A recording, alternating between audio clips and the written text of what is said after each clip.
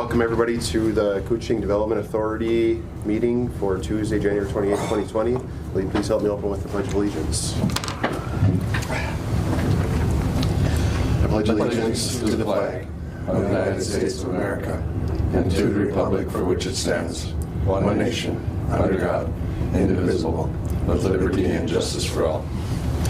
You watched the starting each day of the impeachment trial, and they all stand for the Pledge of Allegiance. I just wonder what Omar does. I wonder if she pledges. Yeah. Makes you wonder.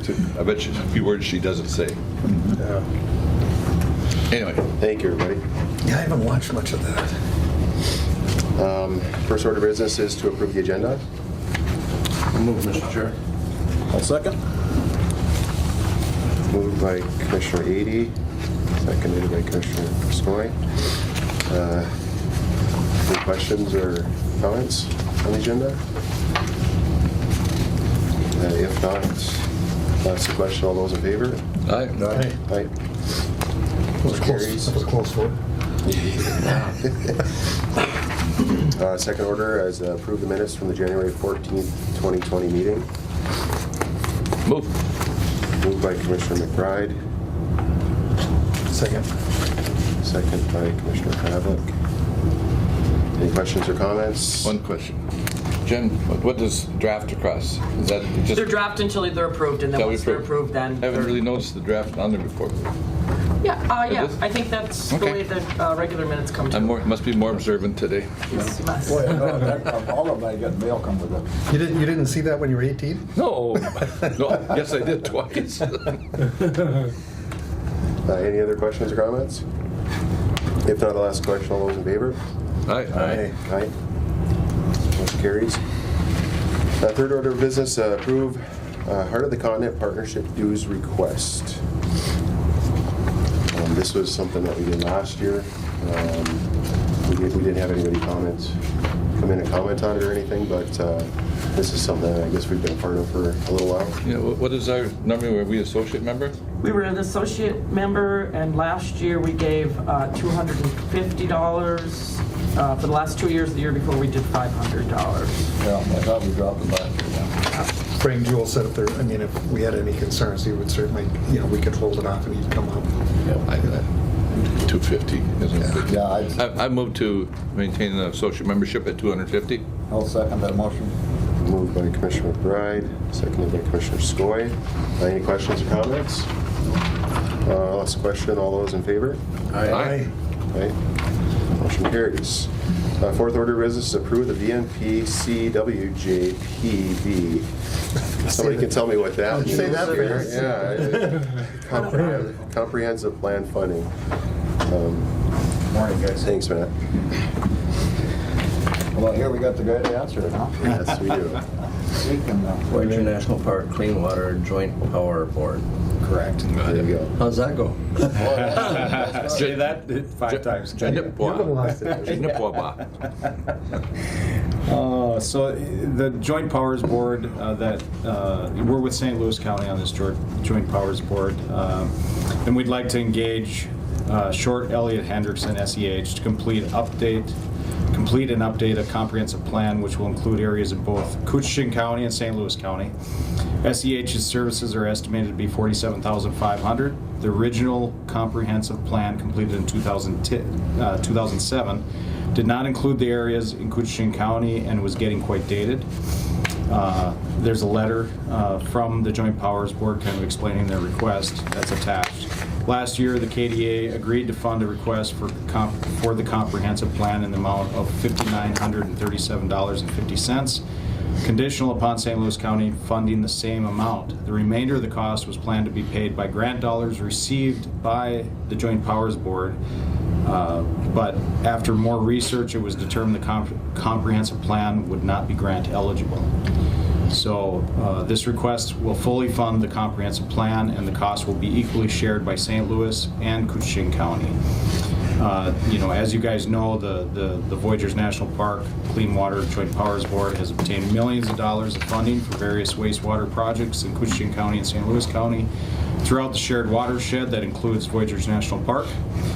We've had a very good working relationship with, on this board, which has resulted in support of our projects from state and federal agencies.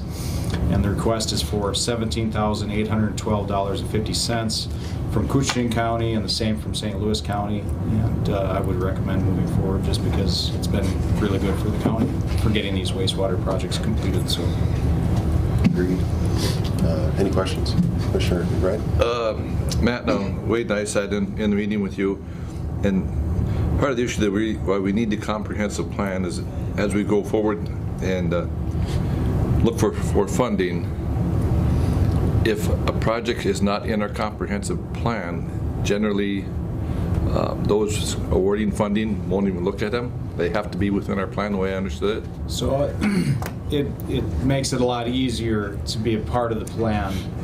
So if an area is included in the plan, it's part of what's presented. Right. And it's not that to say that areas couldn't be added later on, but it's better to have, if you have ideas of things that you would like to see within this plan, we should include them now. Right. And maybe that'll change in the future, but we'll update that at that Like time. they were saying, even if it's not, you don't think you're going to do it, but 10 years from now, you might want to include that in the plan. Right, that's You right. know, maybe when we want to include Ray, who knows, down the road. Right. So, There is the key here on this, the reason why we receive the grant dollars is obviously the Voyageurs National Park part of this. I mean, the clean waters within the park area, the watershed. And I've kind of pushed the watershed as a whole. I know that St. Louis County is, a little tighter on the Voyageurs National Park, but I think generally the watershed, and it flows through Voyageurs National Park and all the way to Lake of the Woods and starts way up in St. Louis County, quite a ways east of Voyageurs National Parks. Yeah, the park is the only reason we've been able to continue to get funding. So. I don't know who's this weird guy that signed it. You can trust him. so what areas, Matt, would we submit as to be included? I mean, option 3, or is that already in there yet? Which is that? Option 3. What is the west end of the? Oh, yeah, so That, and last year. we have the islands we've talked about paper makers addition, maybe Highway 53 addition to Rogers Corner or something like that. Just try to be creative, and it doesn't cost any money to put them in the plan. So last year, we talked at the committee of the whole about areas that we might include. And so I received some directions. Let's include the islands as part of the comp plan. Let's include those areas that we could not include in this most recent construction project to County Road 96, Whispering Pines. That's right. We talked about paper makers and Meadowview. We talked about the Vanland Road. We talked about basically the south area, south of International Falls, areas that might be reasonable to get a sewer line to. But it's not to say you could include areas that would be just private systems. Maybe in the future we will manage, have a managed system on private systems in the future, so, the scope of the work, I think SEH scope would be, we pick and I think I have 4 or 5 different areas that we selected last year. And I think that's within the scope of work that SEH was thinking about. If we got too spread our net too far, of course the price eventually will go up. They can only look at so many areas. It costs money to take a look and do that comprehensive plan for different areas. So there is probably a limit. They haven't told me that limit, but I did have a brief conversation with Jason Chop about it, and he said if it gets too many areas, we're gonna have to talk. And or if I could, Mr. Chairman, sorry. The priorities for funding are, at least right now and for the near future, are going to be on the lake, Ash River. That's where we're going to get the funding because it's in the park. Yep. And going outside, you're gonna have a lot less chance getting that funding until those projects are done. That's the priority. We've been very fortunate to get the money we've got, as Matt said, but we were able to get that because we can go testify at the federal level where the dollars actually come from and tell them this is what we're doing in the national park, and that's why we've been able to do that. The other thing is the Joint Powers Board, with just St. Louis County and Koochiching trying to do our own individual projects. We were getting nowhere, and so we formed that Joint Powers Board, and it's worked well. That's all I can tell you. Ever since we formed it, we've been able to keep doing projects. Yes. So right now, Ash River, that's a huge project. I mean, that's in the focus, and still some work on Crane Lake. And in my own personal view of this, after a while, if the project isn't moving west, it keeps going further east. They're talking Vermilion River, possibly even going into some portions of western Lake County, because that's into the watershed. I think it's the point where then we start saying, is there a need for us to still be there? And that's what the board would have to decide at that time. You start getting 200 miles away from us, well, who knows? But That won't happen in our terms, No. I can tell you that. Well, it's all water that flows this way, so there is some Right. value in that. Right. The other part, I would say, is that the Rainy River is part of that Yes. watershed, and so, that's a big area in our Right. county, and so eventually, maybe that'll be a part of it. And I'll talk to Jason about Right. that, how far, along the river should we? for our $37,000, I mean, I want us to be included. Yes. It gets to the point where we continue to support this and we're no longer included, and then you reevaluate if you're going to continue with the joint powers. But right now, we need to have our 3 or 4 areas included. Otherwise, I'm not going to spend that money. Yeah. Well, but on the other side of that, without St. Louis County, we wouldn't have got our project. Absolutely. We committed to stick with them through the St. Louis County portions.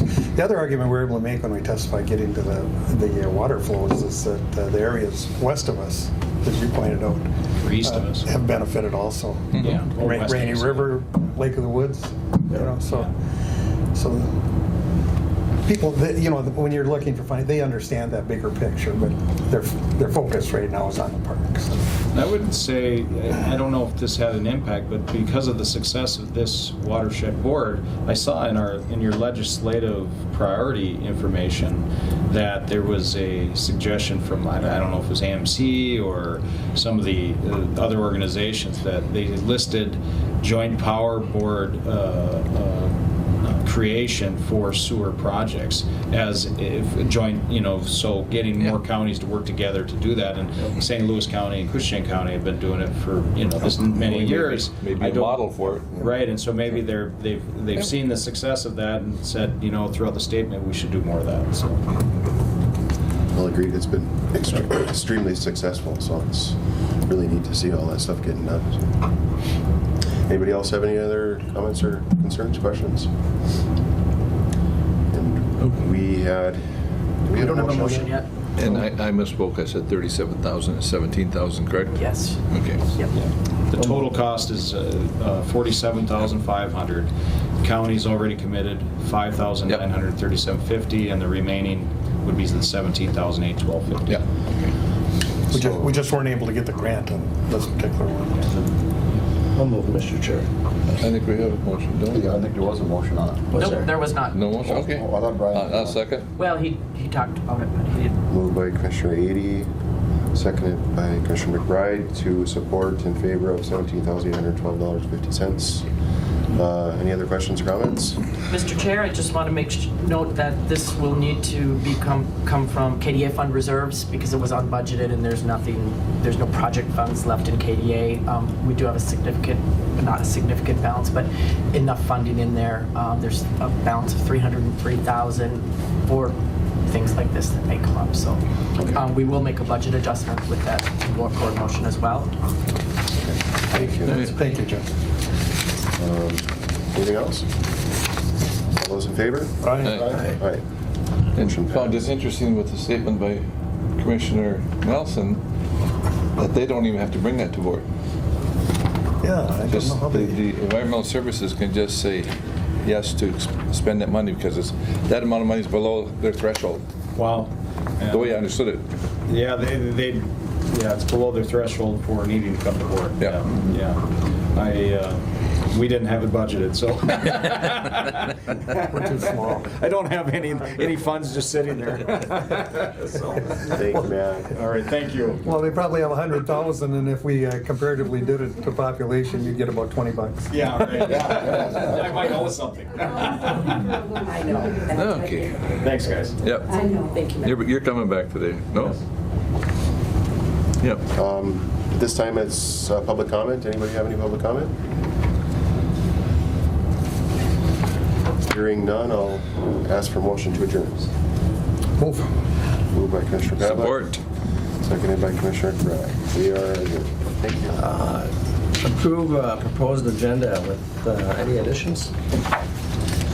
No additions. No additions. Second. Okay, I got a motion by Pavlik, second by Skoye. Any discussion? Hearing none, all in favor? Aye. Aye. Any opposed? Motion is carried. Approved minutes, January 14th, regular meeting. Move, Mr. Chair. Got a motion by Schobel, Second. second by Skoye. Discussion? Hearing none, all in favor? Aye. Aye. Any opposed? Motion is carried. Financial business. Mr. Chair, I'll move on.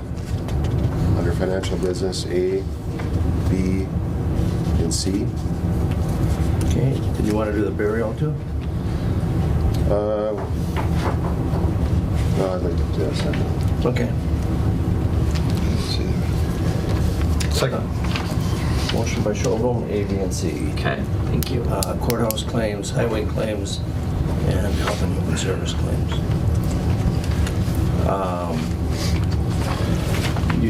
Second by, Skoye. Oh, no. Yeah, Skoye. Did you second that? No, that Wade did. Wait, Oh, I'm Yeah. sorry. Thank you.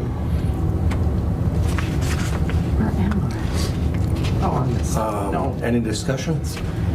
Hearing none, all in favor? Aye. Aye. And, yeah, I had I'm, something that I was going to ask. There was a claim for a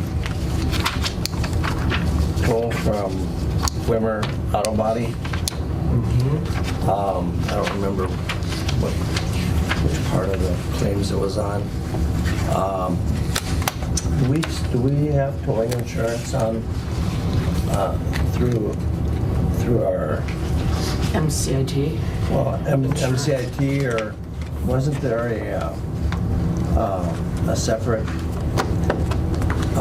insurance that we had at one time that covered towing and You know, I think things like that, that? We did. I think that Health and Human Services or the carpool has AAA, but this was actually one of our units, our plow Sure. truck.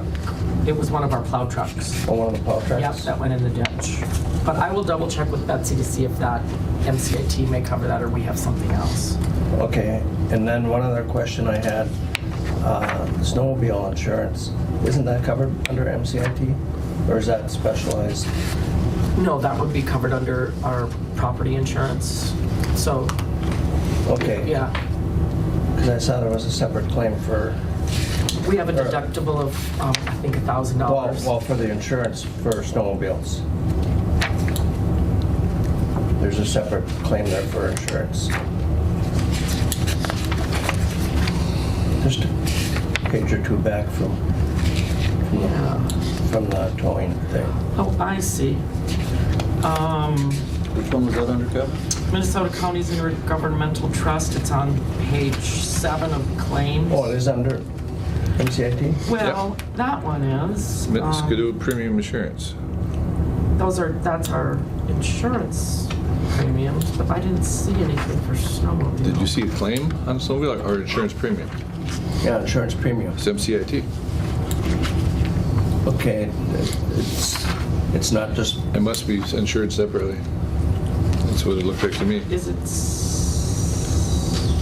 what page do you have that on? I don't know. 19. Here's the $346. Yeah, something like that. Yeah, that's MCIT.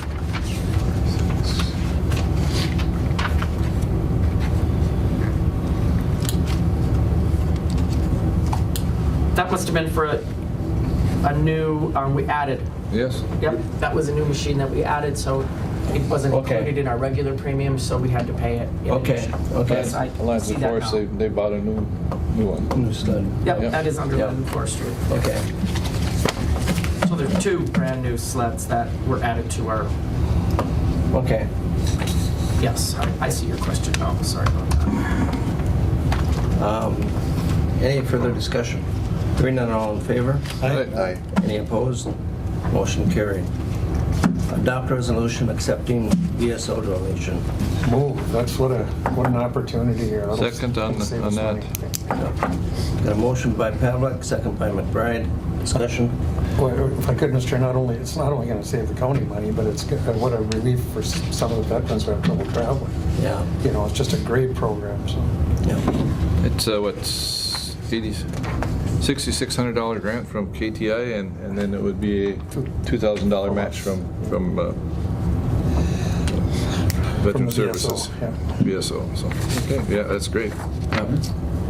All right. Further discussion? Hearing none, all in favor? Aye. Any opposed? Motion carried.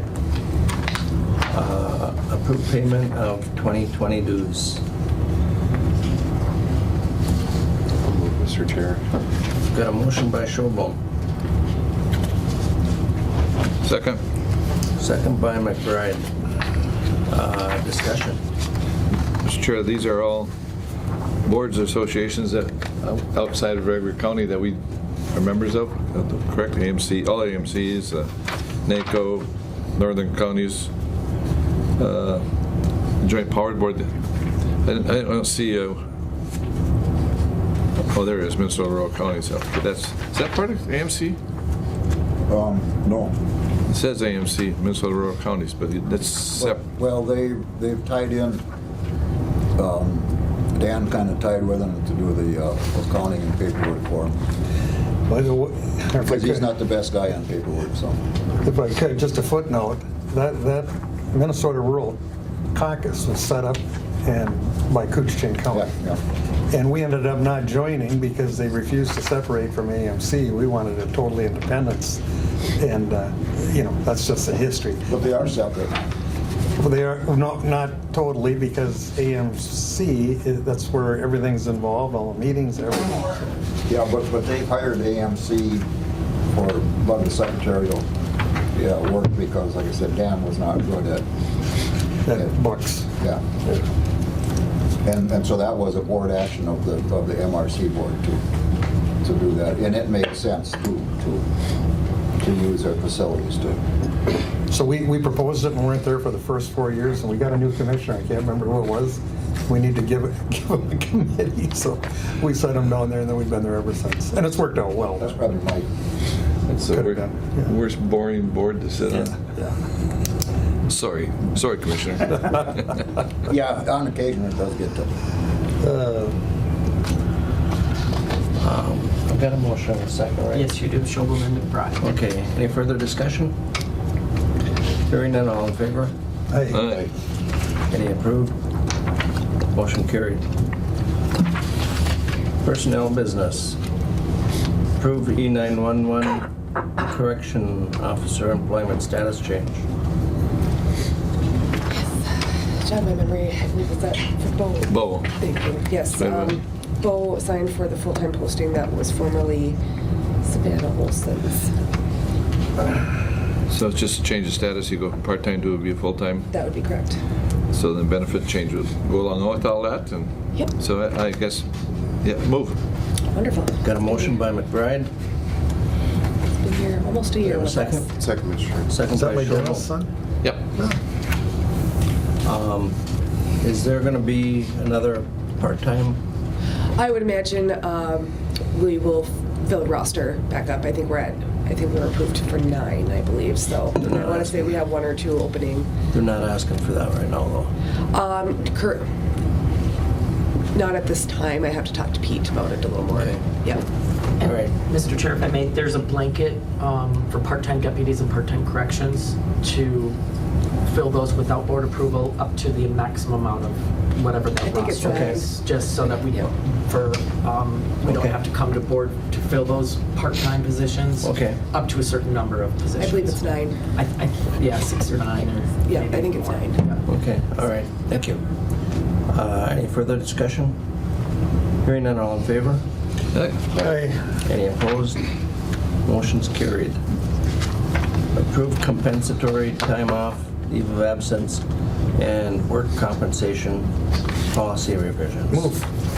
Got a motion by... Okay, second questions. I think, Mr. Chair, if I may, those were, 2 weeks ago, we discussed those. Janelle brought what changes, and a lot of them were just kind of wordsmithing, but It was just really to update, to kind of reflect my position in here for the comp time off. That was just to kind of bring it up to current times with how you record. We wanted to define the use of informal time off for salaried individuals. So nothing too extreme, work comp, Betsy was the former work comp coordinator. That is now my responsibilities. So there's those kind of reflections in these policy updates, as well as I'm going to host training for supervisor and department directors to update them on these changes as well. Okay. I guess we went over the review of it at the last committee meeting, I believe it was. Yeah. Okay. I still need a second on that one. no, we had one. Nope. I'll second. Well, I have Pavlik as first. Okay, yes. Okay. Sorry about discussion. That's all right. It's, You just jumped right into I it. know. That's good. okay. Some boards you get slapped. Yeah. Well, I was gonna interrupt you, but Okay. I figured I'd let you carry on and then catch it, so. But, Commissioner, if I may, you notice when you're first elected, you sit and you're very quiet. You don't say anything. And when you've been here for as long as Pavlik and I, your mouth just keeps going. okay, I've got a motion and a second. Any further discussion? Hearing none, all in favor? Aye. Any opposed? Motion carried. It's a lot of paperwork there. Wow. Sure was. Took me a year. I think that's all I got. You're not in with the dishonesty bond, huh? Nope, I'm not. I'm not. Okay, thank you. Thank you. Authorized recording of annual employee dishonesty and faithful performance bond. Sounds like we're all going to prison to me. so. Wow. Move. Some of us should have been there a long time ago. Very true. Got a motion by Pavlik. Second by Schobel. Every county's got to do it. Yeah, I'd assume that'd be from the board of quite. Okay, we got a motion and a second? Yeah. I can flap again here. Yeah. Do you know county commissioners are the only ones that have to fill out that proof of earnings and all that stuff? That we got to send in once a year? Yeah. I didn't know. The that. legislature doesn't have to do it. Unbelievable. The sheriff doesn't have to do it. The auditor doesn't have to. County boards have to. They're the ones you gotta worry about. So, I mean, I'm going to ask Rob and Tom Bach about it. Can't we just, why are we into the spotlight with that? Yeah. Do it for everyone or go. That was- I did, right, you either do it for everybody or nobody. I did. All I do is put a big NC on there, no change, and send it. Oh, do you? Yep. Oh, I don't fill out anything. She was so upset because one of our tracks didn't go into the deal right, and they said they're repeated, so she had to go back and do it again. And when she got done, she was really Right, upset. and that's, But that's Senator Markey. what do they call that? Yes, that's who it was. Elected Official Campaign Finance Board. Yeah, that's what it is, so. Wayne, by the way, Wayne was right. That was Senator Marty who pushed that through. Is that? But only county boards. And only county boards are exempt from PRA. You seconded that. Senator Marty. The rest of them all, We voted on that one too. No, Oh, we did. we haven't voted it yet. motion by Well, Pavlik. he's been there a long time. Yeah, Marty's been there quite a while. It was at the same time when they took And this the is the elected dishonesty. Yep. county commissioners off PRA. Everybody else is on it. Yeah. Okay, any further discussion? No, I quit. All in favor? Aye. Aye. Aye. Any opposed? Motion carried. Authorize formation of a facility review committee. What does that do? We talked about that at the committee of the whole. That is to form a committee to look at the facility needs. The initial makeup of the committee would be the county sheriff, the complex superintendent, highway engineer, administration. I would like one or two members of the county board to also be on that. And then those members would meet to decide, what if other committee members.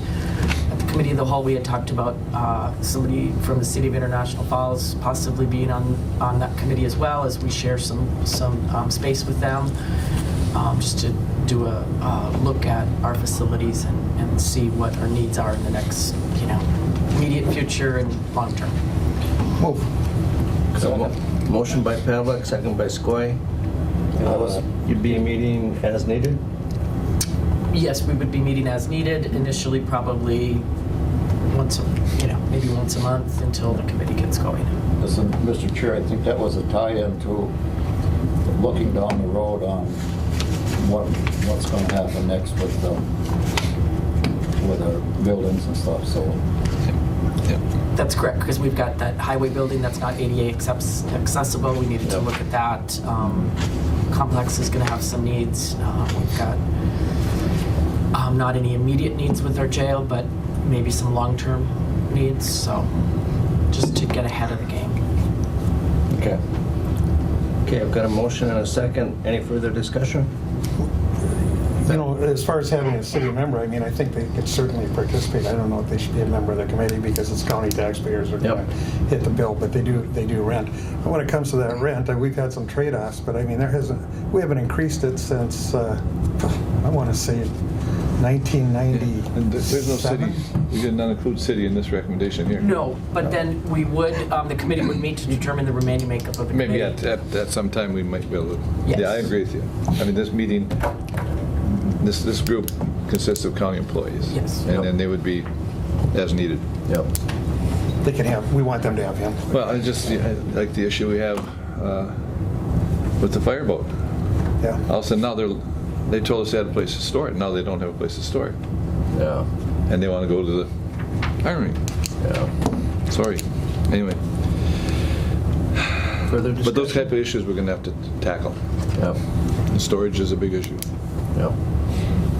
Okay, hearing no more discussion, all in favor? Aye. Aye. Any opposed? Motion carried. Authorize formation of a job classification and wage study committee. Boy, if I was board chair, I know who I'd put on this one. I move. Second. Motion by McBride, second by Pavlik. Further discussion? Hearing none, all in favor? Aye. Any opposed? Motion carried. Mr. Chair, going back to these last two appointments, and the board chair would make those appointments. Okay, do you have an interest? in Well, one of them? maybe in the first one, not the second one. Sorry, Janelle. No, you make the appointments as you see, Mr. Chair. Okay, well, we're going to be approving the committee list here pretty quick. Maybe we'll come back to that. That sounds good. Let's see, authorized signature of 2019 audit engagement letter.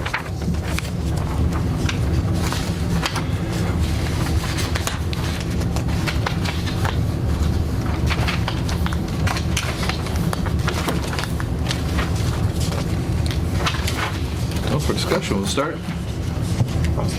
Got a motion by McBride, Second, Mr. Chairman. second by Commissioner Schobel. Discussion? Mr. Chair, is this a 2-year appointment, or is it 1 year?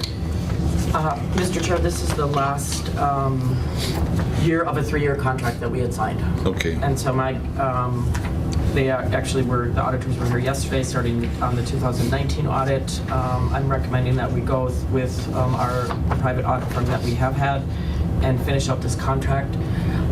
I will be recommending doing an RFP later in the year for our 2020 audit.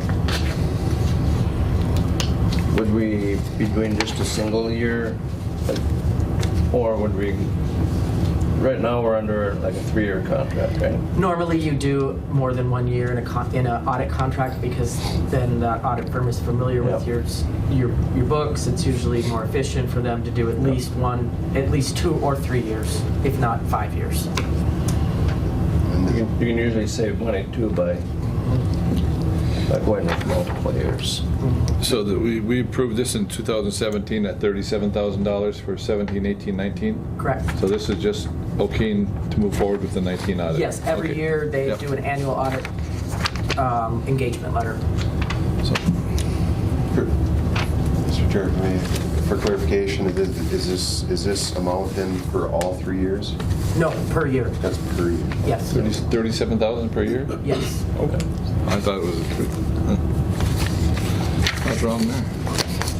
And that actually is a bargain.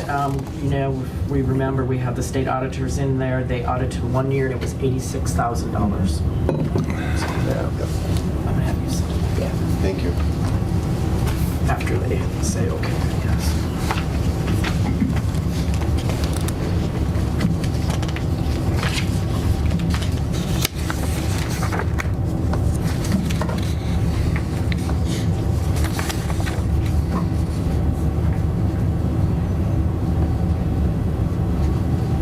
Can I have a motion and a second? You have a motion by McBride, second by Schobel. Okay. I thought I did, but. Any further discussion on that? Hearing none, all in favor? Aye. Any opposed? Motion carried. Authorized letter of support for the Northland Counseling Center for grant application to develop and expand certified community behavioral health clinics in Minnesota. Again, it goes back to trying to do things more locally without all the travel and still provide the services. Second. That was a motion, right? Okay. You can motion that? Well, Yeah, there's no money there. It's just support. yeah, I think. Yeah, you're fine. You're fine. I'll second that motion. Motion by Pavlik, second by Skoye. Further discussion? Hearing none, all in favor? Aye. All right. Any opposed? Motion carried. Kevin, I got a signature on that as well. Okay. And I have to get that out today, so I want to make sure you sign it.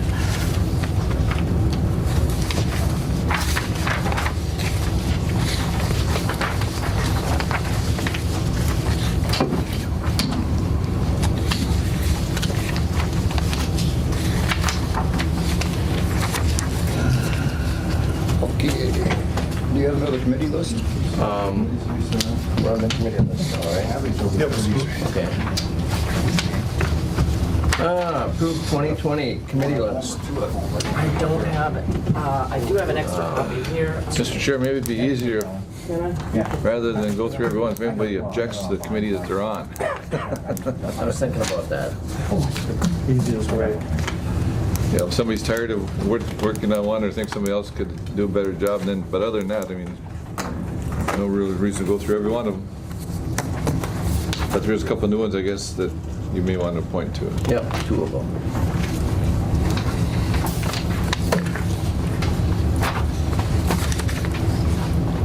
Anybody not happy with the list they're on, or would like to change? You want to change to anything?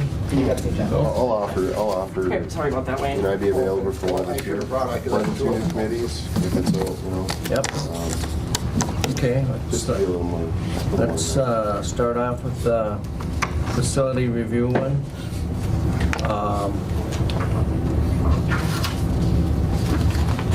Yeah. Commissioner McBride and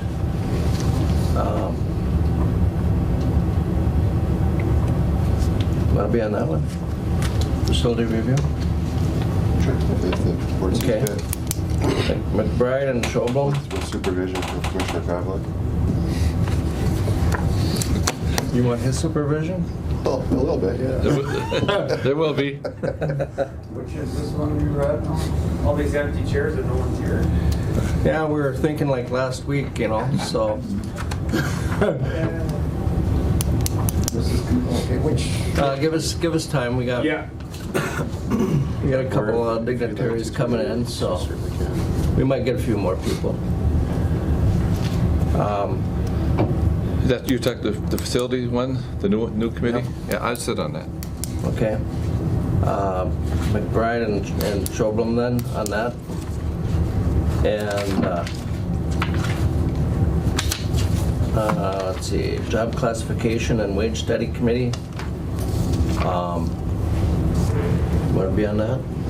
No, But you will be, right? I've got a full load right now. Okay, Yeah, okay. It's not hard for me now. Okay. I'll go on that then, and who else wants to go on that? Too far? yeah, I know. Yeah, okay, okay. Okay, Kevin. And Schobel. Very Myself good. and Schobel. Thank you. Yep. And other than that, the committee list will stay the same, so. Just one thing on that, Mr. Chair, if I may. On the KCDA, I think Wayne was on there. I'm on that as an alternate. You're still on the KCDA, right? Yeah, but It's just not listed here. I just remade the list. Oh, you're an alternate? Okay. Oh, I don't have Skoye in there, sorry about that. And then there's one too that Mayor Anderson was on, and I had it highlighted in I saw that yellow. too. Or some member of the Yeah, task on the force. Rainy We got River, everything done that we needed. Rapid River Board. Okay. How about the airport? The airport,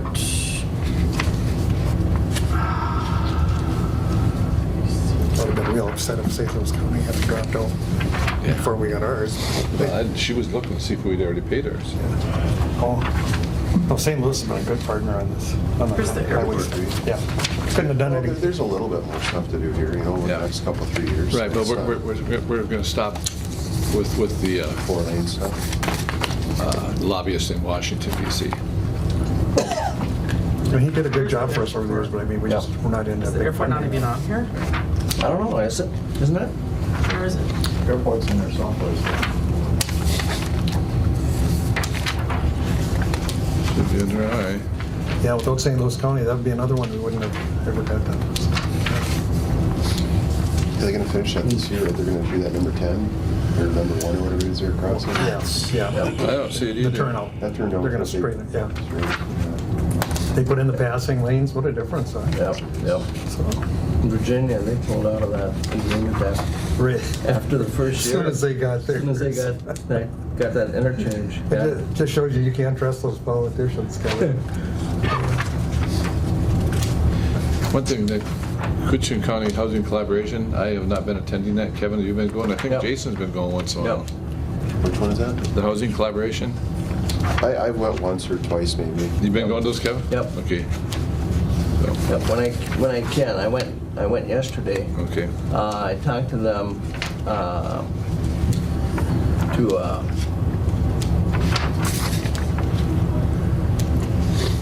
guy from Koochiching, Isaac, Yep. and to see about possibly changing it. We've been having the meeting dates on the fourth Thursday, and I don't have, I have meetings, well, 2 different Oh, meetings. yes. I can't find Right it. here. Fourth Thursday. Very first page. So I've been backing out of Airport, one of them a very little top bit. page. So I asked about maybe moving it Page 1. either the second or 8:10. third Thursday, or Monday, I mean. But they gonna do Yeah, we're on Mondays, I mean, not Thursday. There it is. Very top. But, Yep, okay. and that would actually work out better for him as well.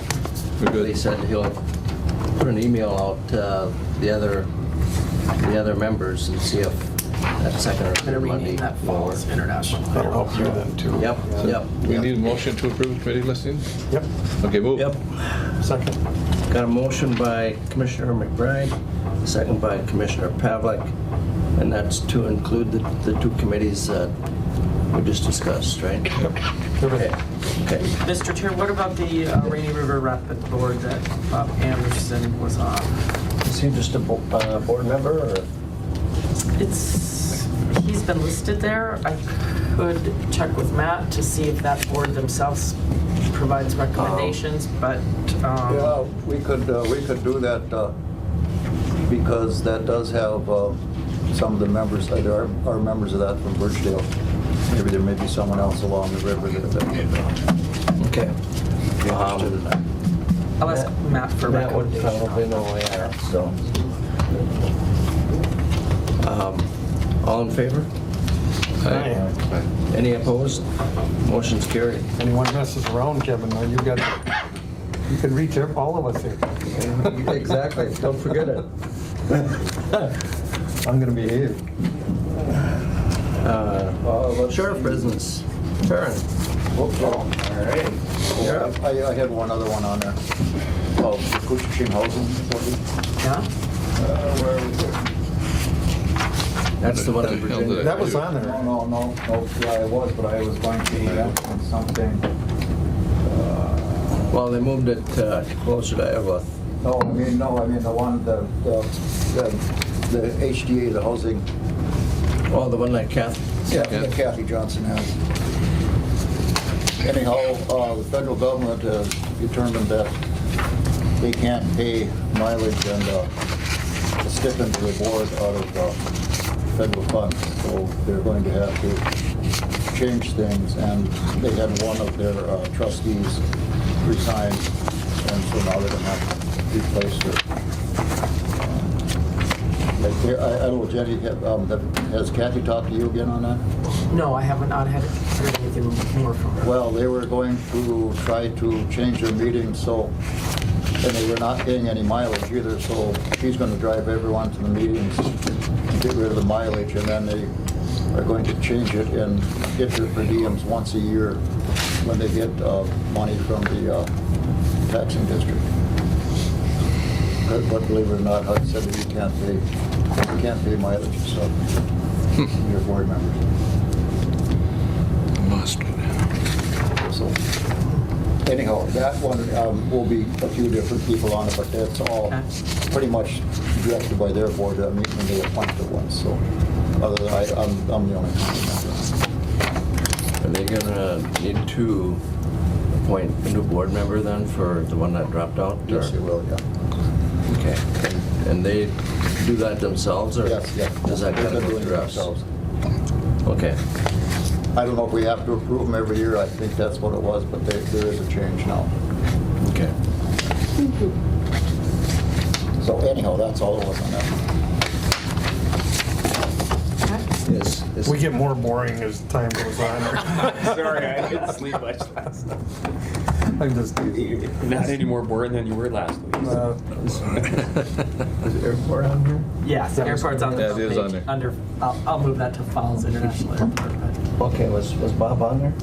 No, I just list county members there and at Oh, large. okay. I don't list other members, but I could add, I'll add all members to this list. Who else on it? I'll add everybody who's on it, Who's- not just Walt? county. Who's the chair now on that? On the airport? Okay. Yeah, we are Because Bob was, right? Right. Yeah. kind of a trade-off, between county and city. So. Okay. We wish, let me tell you, we wish Bob was there. So. I'm sure. I'm sure. Okay, sorry about that. Oh, that's okay. Okay, approve remote viewing user agreement with Independent School District 362. Yeah, this was actually Little Fork approached us to see, because we found out that we had the same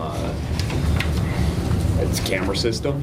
So we have the ability to, if they allow us to remote into their camera system and view their cameras, and they approached us and asked us if we'd want to do that. thought it'd probably be a good idea in a case of an emergency.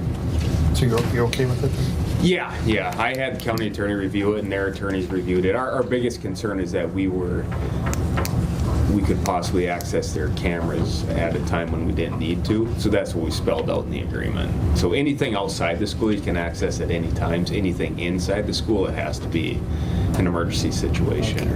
So you'd have to be requested? No, we can do it per the agreement. We don't, with the agreement, we can do it when we see the need to, but we spell it out in the agreement, the certain parameters that. So, and the fall school district found out we were doing it with Little Fork. Now they're interested in having us do it there as well. I think it's great. It is, and it doesn't cost any of us any money because it's the same system, and we just access it remotely. 363 on the same system? I don't believe so, because I asked that question as well. And at the time, they said no. And in fact, the fall school system isn't either, but they are going to migrate to that system. We actually have 5 school districts in Koochiching County. Yep. Yeah, correct. People forget about the other 2 a lot of times. Yeah. But anyway, I've got a motion by Commissioner Pavlik, Second. second by Commissioner McBride. Is that just by chance that they happen to be on the same system? Yeah, it is. Yeah, in fact, we didn't know about it till a vendor contacted me trying to get us to upgrade some things, and then through discussions, he said he was working with Little Fork and working with Falls, and then just kind of mushroomed into something greater. So. Okay. So it's just a hardwire tie? And No, it's over the internet, actually. Over the internet. In fact, with eventually the deputies with the computer in their squads would actually have the ability to pull it up in their squads. In their Not when squad. they're moving, obviously, Yeah. but it just, because it's remote, we access it over the internet. Oh, well. And Mr. Chair, how many cameras are in the Little Fork School District? That I In the school? don't know. But don't know you the could go exact- camera, or does it come up as each? Yeah, similar to ours, where we have, I think, a total of somewhere around 30 cameras on our system, so I can basically have a view where I see all 30 small ones, or else I can select individual ones. So I'm pretty sure it's similar to that. Yeah, it would help if there's an incident going on. Yep. Then dispatch can Yep. bring up the cameras, and then, just situational awareness. 15, 20 minutes out, and that would be great down in Norfolk and Indus as well. I must be getting old, because I can remember the times when deputies out in the rural areas weren't even in contact. Yeah. There was no contact. Yeah. I mean, very dangerous. So it's come a long way. We have, moving forward too, so. All right. Any further discussion? Hearing none, all in favor? Aye. Any opposed? Motion's carried. Approved Reliance telephone contract renewal. Yeah, this is it's a 5-year renewal. It's up. I think we did it in 2015. Nothing's changed. They provide the inmate telephone and texting services in the jail. Got a motion by Pavlik, second by Skoye. Price is going to be the same too? Yeah, they are cost recovery. It doesn't cost us any money, but they are not going to reimburse us any higher than they already are. Couldn't get any more out of them, huh? No, it's pretty standard. It's pretty standard throughout the industry that they all have their rates. And Okay. Does it help that the inmates are able to utilize? yeah, it does actually. And what we have found, because we implemented the texting a few years ago, we were kind of iffy on that one, but it helps. We know it because they're in constant contact, and yeah, I mean, Keeps them occupied. It keeps them occupied. It's. Different world, isn't it? And we have the ability to, if someone abuses it or behavioral issues, they can still retain the text, or we can shut it off again. So it's nice. Yeah. Okay. Do I have a motion on that? I have Pavlik and Skoye. Okay. All right. Any further discussion? Hearing none, all in favor? Aye. Any opposed? Motion carried. Approved 2020 emergency management contract. Yeah, this is the annual contract we have with Willie Koscheck. There is no change to the contract, same price as it has been since 2013, 14, whenever. Can we trust that guy? Where is he today? I trust him. him. Time here. Yeah. I believe today, I think he's at a meeting today. Okay. Well, I'll move, Mr. Emergency Chair. management meeting. Got a motion by Pavlik. Willie does a good job. He does a great job. Have a second? Second, Mr. Chair. Second by Schoblum. Further discussion? Monitoring water conditions, right? That's gonna be a big one this spring. Yep.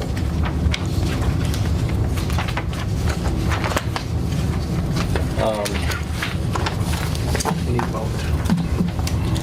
Okay. We've got a motion and a second, right? Okay. All in favor? Hi. Aye. Any opposed? Motion carried. Public health and human service business. One thing, I know it's not on, I just wanted to bring it up, I had submitted for the radio board. I noticed it didn't get on the agenda, but we need to next week. You know what, we pulled that because we approved the committee list, and they're actually on the committee Perfect. list. And Okay. Yep. Excellent, yeah, because Yep. St. Louis, I was just at a meeting last Thursday, and they were asking for a. Yeah, and I've gotten a couple of emails as well, so I You're coming back, was right? waiting for the board to approve Come that back committee when list. talking. Okay, approve renewal of first call for help purchase of service agreement. Yeah, this is the purchase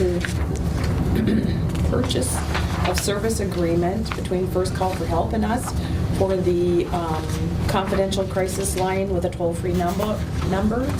And they handle the crisis situations by making appropriate referrals when necessary, and work with Northland Counseling Center when face-to-face interventions are necessary. Nothing has changed about this.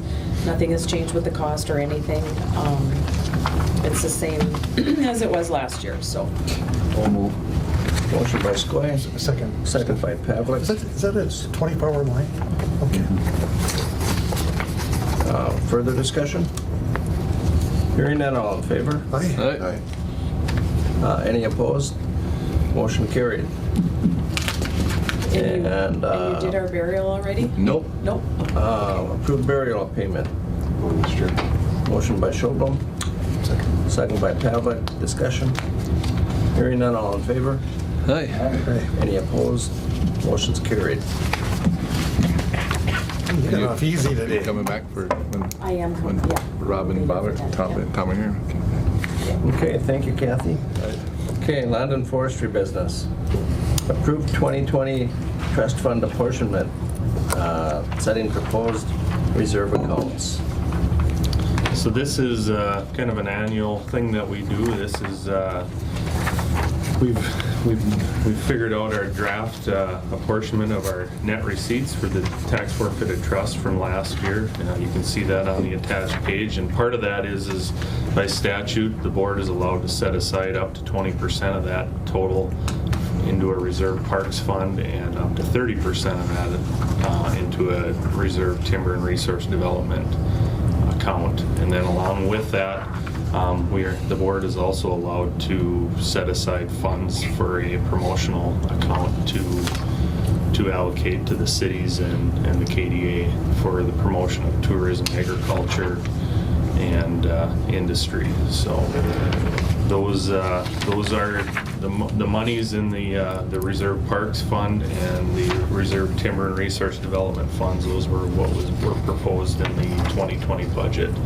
You can see on the next page the different apportionment breakdowns for the school districts, county revenue fund, and so on and so forth.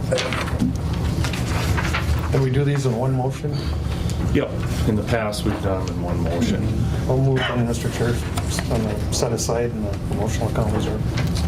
Got a motion by Commissioner Pavlik, Second, Mr. Chair. second by Commissioner Schoblum. Any discussion? One question for Nathan. Nathan, down here in the detail with Rainier, there was a cutting in Rainier? Was No, that is actually a repurchase of a tax forfeited Repurchase of property. tax. So if something went tax forfeit within the city limits, Rainier and the former owners applied for repurchase. And then, once it gets to that point and the repurchase is approved, those funds are apportioned out. The portion back to the city? Yep, similar to like if it was a timber Okay. sale, so. I was wondering if they had some little piece of timber cut, but Yep. Usually, like say, the city of International Falls usually every year has something up there, but we didn't have any repurchases within International Falls in 2019, so. Any further discussion? Hearing none, all in favor? Aye. Any opposed? Motion carried. Approve request to seek quotes and execute park attendant contracts for the 2020 Rainy River early spring fishing season. Yeah, so it's kind of, seems like it's early to be thinking about this type of stuff, but it's not. It's actually right around the corner, so. This is something that we do annually. We hire, actually at the next board meeting, I'll likely be bringing a new joint powers agreement for the board to consider between the DNR and the county to provide these, it's an agreement that we've had in place in the past that the county agrees to provide these site attendants for that early spring fishing season rush that we see out to the west in the Birchdale area at some of our parks and landings out there. And then with that, the DNR kind of gives the county a little bit of a contribution on an annual basis. It's been $1,500 in the past. They're going to hopefully bump that up to $2,000 in this new agreement. And then along with that, Lake of the Woods County has been contributing $2,500 annually to go towards these expenses that we incur with that spring fishing season. And then Nathan, on the 11th, did they hold a meeting in We'll here have at 1:30, just kind of get the ball rolling? Yep, we have that annual meeting where we bring law enforcement, DNR, all the partners and everybody together to kind of talk about, what can be improved on from the past, and what are we kind of looking at? Is there any new changes with regulations, that type of stuff? So I think as chaotic as it used to be, it's somewhat organized a little bit now, and having those site attendants out there really, you talk to the people that are launching their boats, and that they'll tell you that too. Without those people kind of directing traffic and kind of keeping the flow going, it would just be, not that it isn't chaotic a lot of times anyway, but it would be, I think we would see a lot more of that, so. So I approve request to seek quotes. Got a motion by Commissioner McBride, second by Commissioner Pavlik. Discussion? I was just going to say, I mentioned this to Nathan. I've been talking to DOT in Bemidji, and we've used their warning flashers at other times. They told me this year we're not going to get them because they're worried about the valley, and all the emergency signs go to the Red River Valley after, in the spring. So I think Nathan and I talked about this. We're probably going to have to see about either renting or securing somewhere else. Yeah, we've already started the process. So MnDOT, like Commissioner Skoye said, MnDOT usually provides, if they have them available, like those lit up kind of message boards that we put along the highway out at the Frontier landing, just because of the line of sight there around that corner and where the traffic crosses there. It's kind of a blind corner, and we get heavy traffic there at times. So we've secured those message boards in the past just to warn the traffic on Highway 11, and those are assumed to be not available this year because of the potential flooding in the Red River Valley. So we are starting the permitting process with MnDOT. You would think a state highway, they would have to be responsible to put the signs up, but it's going to fall on the county. We're going to get a temporary permit to put up temporary signage, kind of a congested event type warning signage ahead. So we're gonna buy those signs. They're portable signs that we'll be able to take down at the end of the season and probably end up using every year going forward. So I was just going to say, before we had that partnership, Lake of the Woods was clearing our landing. Yeah. That's how that all started. My question is, we got all these boats and they're coming from all over. Is the DNR, anyone checking? Yeah, I mean, we've done questionnaires, at times when if the site attendants aren't, if there's kind of a lull in the action, the site attendants will, we've sent out questionnaires or done surveys with, is this the first time your boat's been in the water this season? Where else has it been if it hasn't? And along with that, the DNR has hired the AIS inspectors to be on site as well. Oh, good. And then there's also that time of year, because it's really the only open water in the state, the DNR enforcement folks are there with a heavy presence as well, and that's probably the number one thing that they're looking for. And every year, we see it in the paper even, there's always a few that take a huge amount of fish. Yeah. They- But, aquatic invasive species is a big thing. Yeah, it is. I think it was last fall, the DNR had a press release that, zebra mussels are now in Lake of the Woods, so Yeah. obviously it's all connected, so. That's what made me think of it. Does Soil and Water have anyone down there through AIS? Because they get some funding from AIS. Right? Yeah, a lot of their stuff, they do help out from, but a lot of their work, I think, happens on the landings out here on the lake. I don't know as if they've got their people hired. Yeah, they don't have them hired Yeah, usually that until early. the open water season starts a bit earlier. Okay. Sometimes Lake of the Woods will actually use some of their AIS inspectors and send them over to those landings during the early spring fishing. Okay. Well, I'm sure they're affected. Yeah. It's it is really a moneymaker for the area. If you watch all summer long, and even this time of year now, the fishing shows are starting to show Rainy River. You don't necessarily talk about International Falls or Birchdale or Bemidji or Black Duck, or excuse me, Badette. But Rainy River's getting all of that, so they got to either go to Badette or International Falls to sleep. So it's a moneymaker for us. Yep. It really is. Yep. And I don't know, just to ask Randy, you don't have that surge on the Ontario side No, of 'cause I think- open water fishing at that time? No, I think it's restricted on Canada side. I may It be is. wrong, but Is it, you can only fish on the American side, or can you fish Well, both I think sides they can fish on the with both Canadian license? side, but there's, actually, that's the spring, the meeting that we have coming up on the 11th. In the last couple of years, we've started to invite the Ontario COs to The this meeting too, MNR? because there is the regulations are different on, a lot of people think that you can, because last year they changed it to catch and release only on the Minnesota side, so folks thought that they could go over into Ontario waters, catch their fish or two fish, and then bring them back, and they can't do that. If they want to do that, they have to take their boat out on the Ontario side as well, so they can't transport fish back to Minnesota from Ontario during that season. And it may be because if you have a border crossing permit, there are certain things you can do. But the Ontario conservation people says, we're gonna watch it so close that, he said, if anyone emails their office or contacts them, they pretty much tell them, don't be catching a fish in Ontario and bring it back to the United States.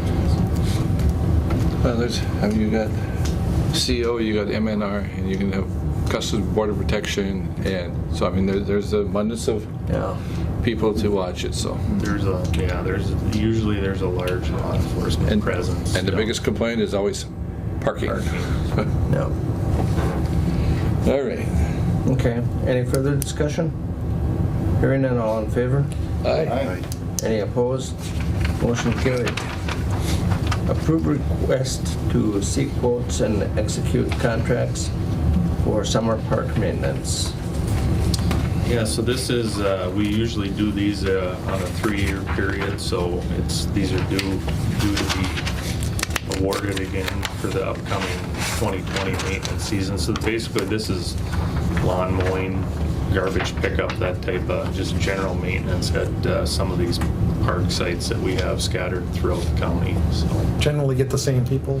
Generally, they're the same people. We've had the last time around, we had some new people, and you know, they did a really good job. It's some of the outlying areas it's really tough to get because they're not full-time positions. They're just kind of an hour here or there during the week. So to find somebody that's really reliable and kind of they have to become somewhat self-directed a little bit. But we're lucky enough. The last batch that we had were pretty good. So I'll move to request votes. Okay, I've got a motion by Pavlik, second by Skoye. Further discussion? Hearing none, all in favor? Aye. Any opposed? Motion is carried. thank you. Thanks, Nathan.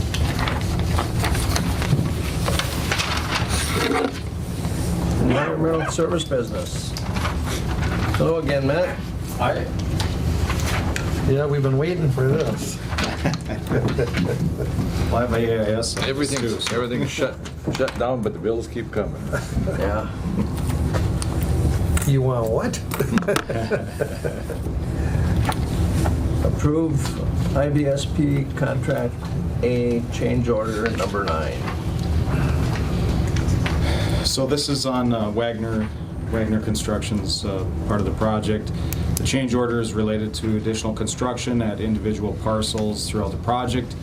Items include drain tile to resolve drainage issues, culvert replacement as a result of construction damage, and additional work necessary at the Ballon, Bradley, and Sutherland parcels.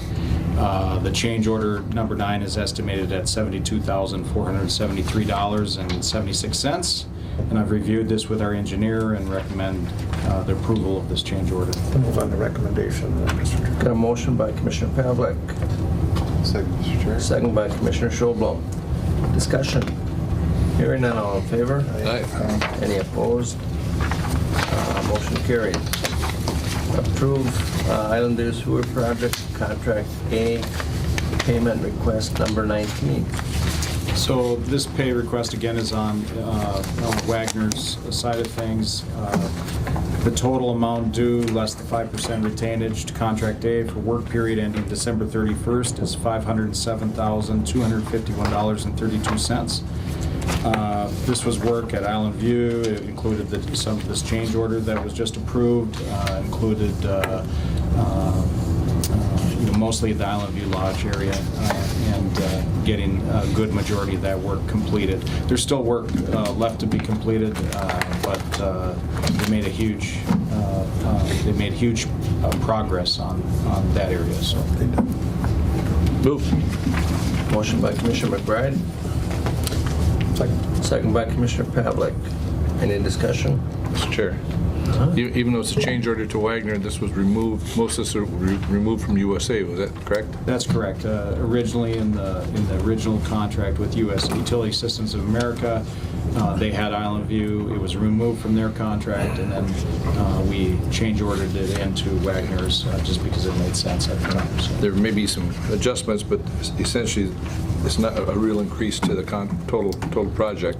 Well, there is a little bit there. Yeah, there's definitely a change. We had some engineering design based on the needs of the property owner that were not addressed in our original design. So we had some changes there, but the work that's done there will, provide the proper service to Island View Lodge. So. Yep.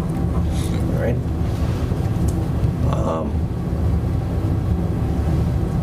That was the second one, right? Right. Okay. Any further discussion? Hearing none, all in favor? Aye. Aye. Any opposed? Motion carried. Approve aquatic invasive species delegation agreement with DNR.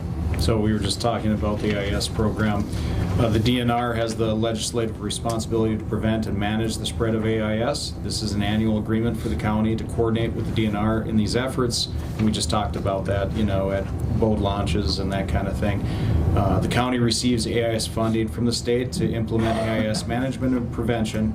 We use these funds to operate the inspection and decontamination program at the boat launches throughout the county, and this agreement would expire on December 31st, 2020. In 2020, we are receiving $124,708 in AIS funding from the state, which will fund this program, and I would recommend entering into the delegation agreement. Motion by Commissioner Skoye, Second, Mr. Chair. second by Commissioner Schulmo. Any discussion? Hearing none, all in favor? Aye. Any opposed? Motion is carried. Mr. Chair, before Matt leaves, because of that project, I worked most with Matt. I can't tell you how hard he works and the hours he puts in. It's just unbelievable, and can't thank you enough. I appreciate the opportunity to work for the county and do the job, so I'm happy to do it. So, and it's been great to work with everybody else too. Everybody contributes in the county here, so. Plus, he has to work with some pretty strong personalities on a project like that, so you've done good. Proud of you. Yeah, and just a little break here, Matt. As far as the AIS, a few years ago when we first got into this funding, I mean, we kind of struggled with ways to, expend that money, diligently and effectively. But I think we're getting better as we go, aren't we? Well, so we're. I mean, you still get questions about, you're wasting time, you're wasting money, but. Yeah, so we expanded the AIS inspection program last year. We could, we considered adding AIS inspectors to the boat launches at the river. Yeah. But one of the things that the DNR said about that was that, during that time, it's freezing conditions. Typically, the boats and anything coming has been in storage for a long time and it's been frozen. And so typically they're not getting the spread of AIS during that period of time of the year. Not to say it's not a bad thing. I mean, it's good to have checks, and I think the DNR is checking those sites, and we could send somebody there, and I know we have done that in the past. But we do have a fund balance in the AIS account. We have over, I think, 300,000 or something like that. And so there is some opportunity. I've been looking at different advertising options and things like that, but I need to put together a new, at one point we had a plan, we still have a plan for AIS, the AIS program, but we could update that plan, and I need to get together with the AIS committee and do that, and so I haven't done that yet, but I will here in the future. Good. So I'm always open to any ideas. And I did ask about AIS as far as aquatic invasive, cattails, and they consider most cattails in the state basically invasive. But I've been informed that at this point that hasn't been considered a good use of those AIS funds. Thanks. So, where do you start? Well, with the cattail, where would you start? Right. They're looking at more of the things that are coming in instead of things that are already here, I guess. Well, Jackfish Bay comes to mind. If you need a place to start. But just something. You remember years ago the panic over purple loosestrife? Yeah. It's not even an issue anymore. Great. So, well, thanks a lot, guys. Good morning, everyone. We'll bring this meeting of Keep the handlebars pinned. Committee of the Whole to order, and we'll start things off with introductions so everyone knows everyone in here. I'm Kevin Ady, Board Chair. Wade Pavlik. Brian McBride. Rob Eklund, District 3 Rep. Tom Bach, State Senate. I just got a text from former Senator Saxog. He said, say hi to the board for me. Oh, nice. Wayne Skoye. Jason Schoblum. Tell him hello back for us when you see him. Karen? Karen Hedlundshire. Pete Taylor, Sheriff's Office. Trisha Heibel, International Falls Area Chamber. Glenn Peterson, County Assessor. Matt Quinn, Environmental Services. Nathan Heibel, Land Commissioner. Lynn Slagle, the Highway Department. Jackie Nagel, IT. Randy Toms, 931 The Border, Fort Francis. Laura Beaker, The Journal. Jenny Herman, County Administration. And we got Darcy back there on the camera. Hi, Darcy. And I just see KCI is now being operated through Bacchus. Yep. So that is taken over, that's great for that community. Good. Yeah. Okay, we've got a priority list, I guess, that we'll go through, and unless you want, should we do I don't know. a discussion with them first? Or? Maybe let them go through and pick it out, and if we have any Okay, questions. yep. You guys want to start on anything? Or you Tell us what you really think. Well, right off the top, the local government road wetland replacement funding, I've talked to Angie Kudelka at Bowser. She's like the number 2 person there. Bowser's going to have a pretty robust request for that. I think, I don't remember the cost, but I believe it's over 20 million that they're going to request. So there'll be, if that's funded, the wetland replacement funding will be there similar to what was in the past. The account's down to just about nothing in all the districts, for as you guys know, so that's... How much for the rest of the state? Doesn't the governor have money in his bonding bill, I think, right? That's it, and I think that's it. Bowser, he's making that request through Bowser, I believe. Yeah, So. and significant money for local roads and bridges. Just for Rob and Matt, now the airport is looking for, are we not funding for some wetland replacement, but that does not qualify out of the road, or does it? That's correct. The local airport is purchasing wetland credits for the projects that they have. They have an apron project at the airport and a runway expansion project, and so we're buying those county's buying those wetland credits, county and city, I guess. Right. So it'd be nice to have, a program that includes all county projects, not just roads. Or especially transportation, and airport would fall into transportation, but right now it does not fall into transportation funding for wetland replacement. Is that eligible for federal money? Yeah, the airport is getting federal money, and there's The wetland replacement. I'm not clear on that. I know that I'm not sure where that funding is coming from. Well, I think we're paying for that. Tom, Rob knows that, but that picture right there, that was years ago when we were doing the runway project, and where we're standing, we had to pay $20,000 for that acre to mitigate it. What's the cost now, Matt? I can't. It's we're paying 35, and I've heard in areas close by 35,000 acre. almost double in that amount of years. So. And the land value here, and Len could probably speak on this, but our land value is not anywhere close to that, so we're paying huge amounts per acre for wetlands. And I don't have to tell you guys. I mean, there's not a thing we can do in Koochiching County without encountering wetlands. So. But the road wetland replacement is in I think in the governor's. Yep. But at times we other funding transportation projects that don't fit into this, I mean, should be included. Airports are transportation. Matt, have you heard from any other counties or whatever that have airports that are looking at this same type thing? Do you know? No, we haven't talked to any. So I have. We got to put it like $130,000, isn't it? Yeah, it's quite a bit. What does it matter? What about $130,000 in wetland replacement? Or was it over 200,000? Our notice of decision is we decreased the amount of wetland, or I mean, the amount of wetland credits needed were decreased. So we're probably at, around 70,000 for the airport. There may be, we get federal funds for the airport. Some of those funds might be going towards the cost of wetland credits, but it certainly is a big cost. And I mean, the county has to pay a certain percentage of the cost for the airport. The county and city has to pay a certain amount for the airport, and so it all adds up. Yeah. Ongoing story.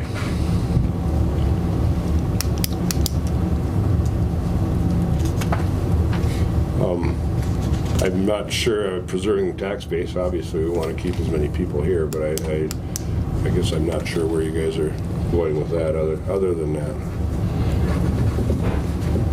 Nathan, was that sales of tax forfeit properties or private property, and then like for Pheasants Forever in that group? Is that what that issue was? The assessment of that, you mean? no, number 2, preserving the tax base. Oh, Mr. Chair, they're talking about the state assessed properties in those cases. I think the Enbridge versus Minnesota, Okay. so preserving that tax base because those are state assessed, and then when there's an abatement, or then it goes on to the I think taxpayers. So. Enbridge lost that at the lower court level, right? Is that what I remember? In October, it was decreased, the value, a little bit, but yeah. The other issue we've had in the past, although it isn't, hasn't happened recently, but I remember that beautiful farm on County Road 8 out of Little Fork that went tax forfeit, and the DNR, without notice to us, stepped in and took it. And, there went some tax base with it. So we had a big argument over that. To their credit, I mean, since then, they have been willing to notify us, but that left some hard feelings, I know that, at the time. I'm surprised they could do that. They did it. Yeah, we didn't think so either. Yeah, beautiful. One of the nicest farmlands. What are they there. doing with it? All waterfront. They turned it into I don't know, some sort of sanctuary. I don't think they've really done anything with it. Okay. They just. And that's that one right there. Okay. We've got so much public land anyway, why, that was our argument. Why did you need it?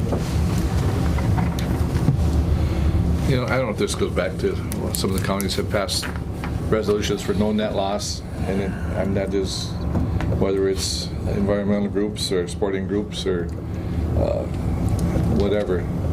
Because they come in and buy the properties and then they use them and then they walk away from them, especially like wetland credits. After they collect all their money, they walk away from them. The property becomes tax forfeit, and then it's useless. So it's an ongoing issue, and I think it's all the way throughout all land dealings. So just something to be aware of. Yeah, we worked pretty hard on that no net loss thing for a number of years. Rookavina and I did before Rob ever got elected, and we're never able to get it over the finish line. But the effect of it was we actually have quite a bit of Twin City support now for PILT funding, because it's kind of raised that issue of disparities. And so we've made some pretty good headway on PILT. And that's been part of the reason, I think, is just bringing people awareness that there's a cost of maintaining all this public land too. Mr. Chair, there's a benefit to it. Right. And they benefit. If they want to come up here and recreate. Mr. Chair, I think part of that comes from if they buy an expensive piece of farm ground and it's under tillage, and say it's whatever group it is, after 5 years it's got tag holders and it's not, so they will lower the value of that land because it's not number one farmland anymore. And so they're worried about those groups getting it and the value of the land going down on them, even though it's the same land. Well, I think the AMC's been working on a proposal, right? To say that your PILT payment or your appraised value can never be less than the purchase price of the property when it was bought, right? I'm actually the one that I'm responsible for putting that on their agenda, because what happened in St. Louis County with the Vermilion Park, the state acquired about 3,000 acres there for a park, 5 miles of shoreline or something, and we paid about 19 million for it to U.S. Steel. 5 years later, when they came up for reappraisal, they dropped the value down to like under 15, right? Like it's worth 4 million less, right? So I actually put a provision in law that said relative to that specific parcel, the value can't be any lower than the state's purchase price for it.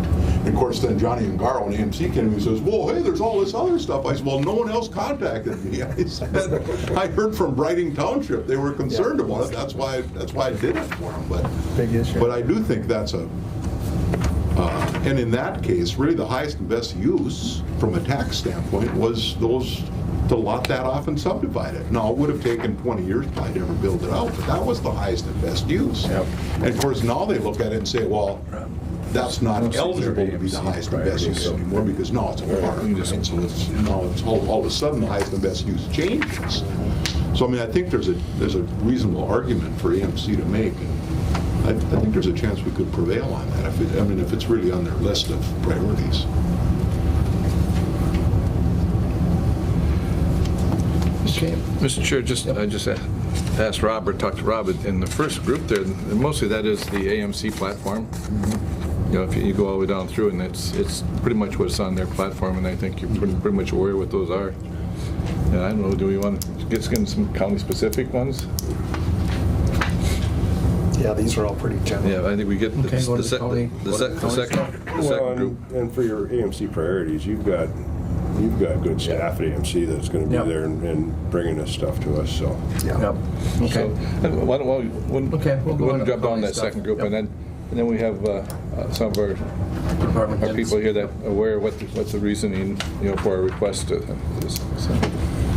So Nathan, on this first one, funding for reimbursed costs, I haven't heard anything. Nathan and I talked about it just briefly before we came up here. I haven't heard anything about that, but if it becomes a priority for you guys or others to bring it up there, I'd certainly be willing to look at it. It'd be nice to clean up some of the properties that are in tough condition in all of our communities. And we have, they all have them, so I'd be interested in looking at that, but I haven't heard anything about it. I don't know if you have, Tom, or not. So. I think we've had some brief discussions, mostly on those with prior gas pumps and tanks and that in the ground. Yeah. But there's money available for that. Some of that, right? But Nathan, you use the school as an example. Yeah, it's kind of two parts. So right now, the Department of Commerce, we've had some conversations with them. Right now, tax forfeited lands aren't eligible for federal fund money for underground storage tank removal, but we're trying to get language crafted to get those included this coming session. The other part of it is just when we get a tax forfeited parcel back, just in general, a lot of times it's got an old structure, a house or a garage, it's dilapidated, needs to come down. And obviously the way it works now is, the county pays for that cleanup cost out of the tax forfeited trust fund.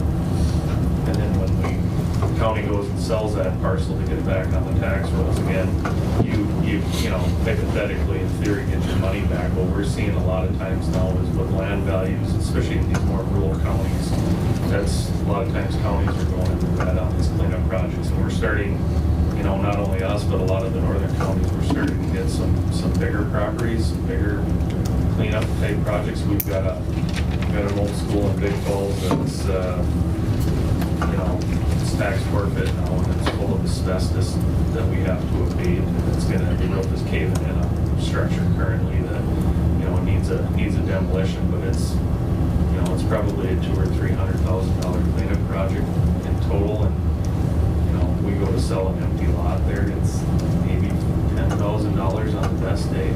So we're kind of seeing more and more of that, I guess, is why this issue is coming up. And it's something that the County Land Commissioner Group has talked about. I was telling Representative Eklund, we've got a meeting in a few weeks with AMC and some of the folks even kind of in the county, because it sounds like they're kind of running into the same issue even in the metro area. So it, the question with this is, it's probably not on every case. So instead of how do you craft some, you don't want to craft maybe blanket language for this, but is there some kind of a fund or a grant type project that could be created for these anomalies?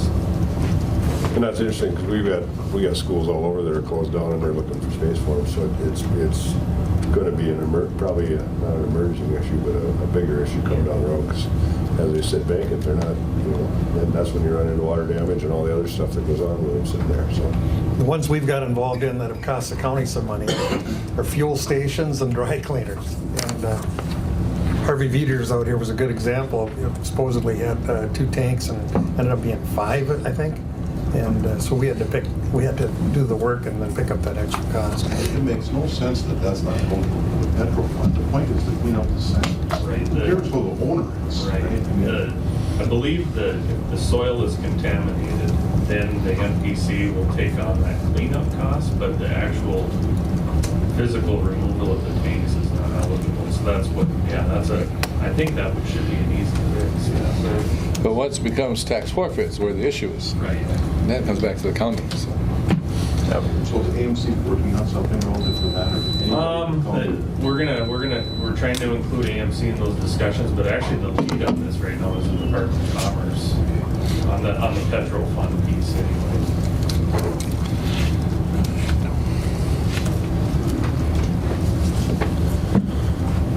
We kind of hit the wetland replacement. Rob, could I just correct one thing? You had asked me, one of you had asked me the amount of wetland, 3.68 acres of wetland impact at the airport. Okay. Roughly, at $35,000 per credit. So I think your number was correct. I thought Army Corps helped us out a little bit. Did they not? And we got a reduction. They kind of backed off. So our payment now is I think the Army Corps. So the change in the rules of waters, the definition of the waters of the U.S.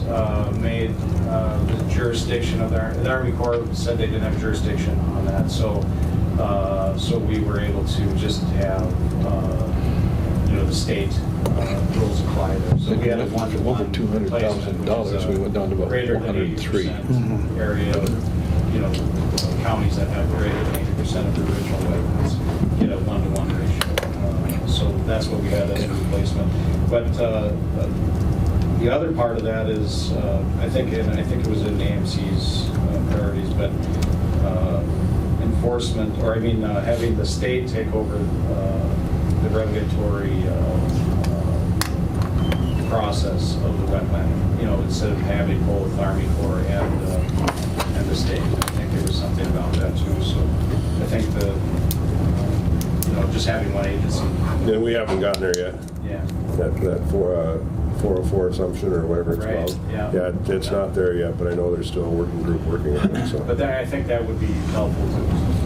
When Chuck Lepper was here, the county took the position that we don't have wetlands, but we were never able to convince anybody.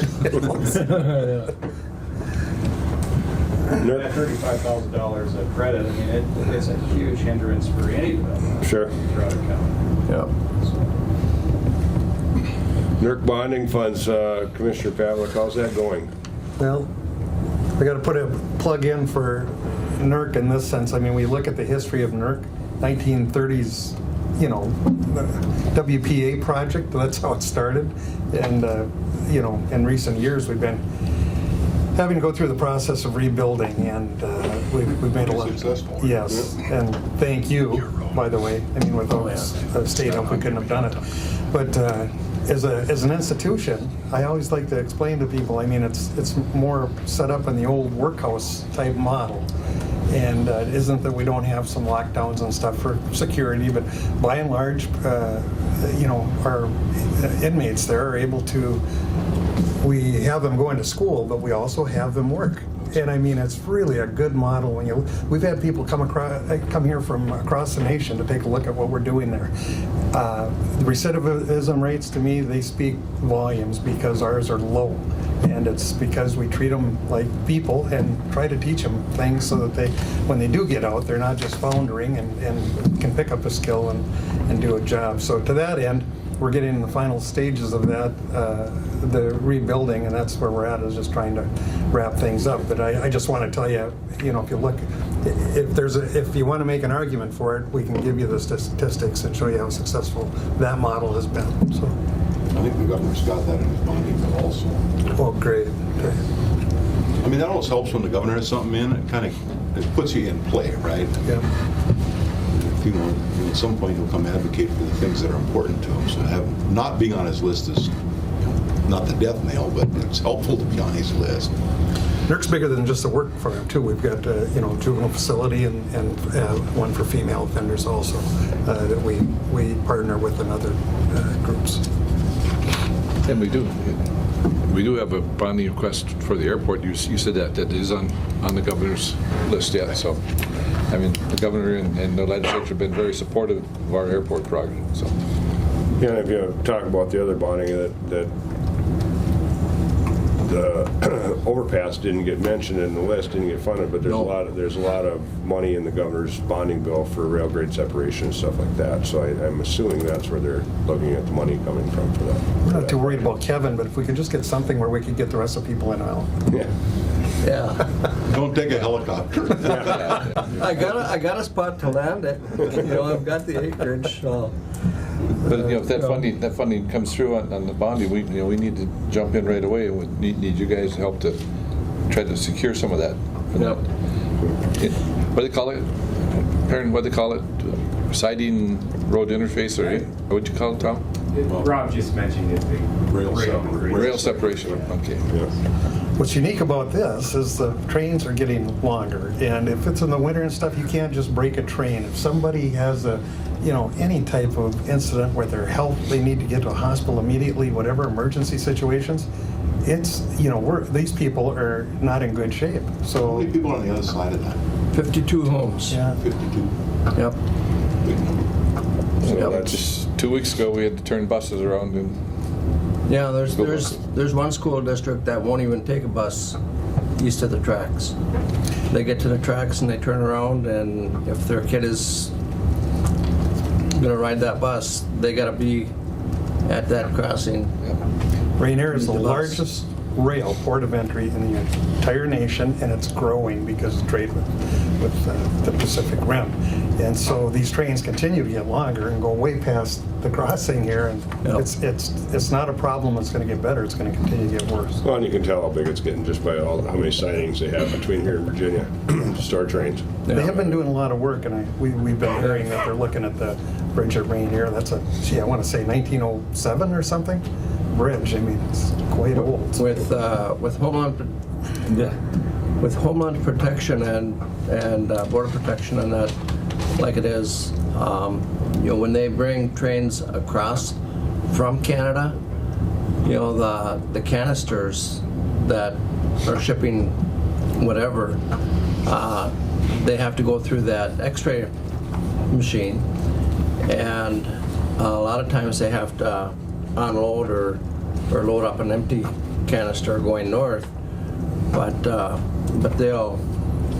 they got two sites along the service road on the east side of the tracks that they have one of the big machines that offloads and loads the canisters, and if one of the trains is further south and they have to offload a canister or something, then that ties up the rail crossing, because there's, I don't know how far is it, from where that last offloader is to where that rail crossing is. Maybe a mile, or trains are 2 miles long, so there's a chance they may tie up that intersection for. So is that the same stop they change crews at then, too? They do that at Rainier. Well, between But the train is way back past the roads. between there actually, because sometimes they'll stop a train, half a mile down, for the engineers, in order for the road at Rainier to be clear. Yep. They'll stop the train a half a mile from the Van Linn Road, and then they got cabs and taxis and service vehicles that CN has, to take their engineers back to the station. So- We did find one interesting statistic, though. We're looking at, what, a $6.5 million project? Is that right? Yeah, about 6.5 now, so. The valuation, who gave us that, the assessor, the valuation of all those 52 homes? $6.5 million. Really? Same Yeah. cost. So it makes you think too, I guess. So. What a Makes it coincidence, huh? But again, all the issues we've had for years and years on that crossing, and the only way to get away with it is to put an overpass or push a road through to Highway 11 East. Highway 11 East would be the other option. Even if it was a But they gravel both- they road, both cost something money. where they could get out of there. If I could just jump in there real quick though, and although the extension road would be nice, that's not the most direct route to those residences. When you have all your emergency services coming out of the falls, for them to have to go, 10, 12 miles that way, not ideal. Not ideal. We're just saying, one way or the other, they need a way out. And you may not If know. you gotta sit at that rail crossing though for an hour or 2 hours, That would, going that extra distance. It's better isn't a better big than deal. nothing, yeah. better than nothing, but an overpass is ideal. Yeah. It's gonna provide everyone with the most safety. Yep. Yeah, and again, and also an overpass, if there was a derailment, that wouldn't solve your problem, so. Yeah, so we'll work on it. We'll get Kevin to get the board chair to the board meetings on time anyway. Yeah. At least I might come in at the tail end of it, right? The rural septic program, must be another thing of yours, Matt? Right now we have funding for low-income households that's available through the state, and many of the property owners don't qualify based on their income. They don't own property, they typically don't have they have enough money to pay their bills, but it's expensive to replace the septic system. So I think it's really good to continue on with the the septic program, but if there's a way to loosen up the strings a little bit so that more people qualified, I guess that's the main thing. The income issue is, poverty level typically is not someone that's going to own a property that needs a septic tank replaced. So, what would the cost of that be? Is there, have you guys worked on that to find? Yeah. So Okay. I think that we received $30,000+ available per year for that program. But our problem is we have problems giving that money out because we can't find people that qualify because the low-income program doesn't. Yeah, and the requirements are so low that if you're down there, you don't have enough money to build or do repairs. So, I mean, you can't use it because the requirements are so low. And they allow the counties to set their numbers, but you'd have to use some low-income qualifiers. There has to be some reasonableness to it if you're going to use a low-income process. So any way to loosen that up so that you could have a higher income limit would certainly help. And it solves a problem. I mean, many people in our county, I think the cost to replace a septic system in our county is a great expense. And we had somebody come in, they wanted to build or do an addition on their home. They're going to have to update their septic system, and it costs, I think they got an estimate for, I think it was like $25,000 to replace their system, and so they chose not to do an addition because of it. And they would not qualify for the program that we have for that. Just to be honest with you, is it really the taxpayer's responsibility to upgrade a sewer if someone wants to put an addition on their house? How do all of us paying income tax and sales tax, how is that our obligation?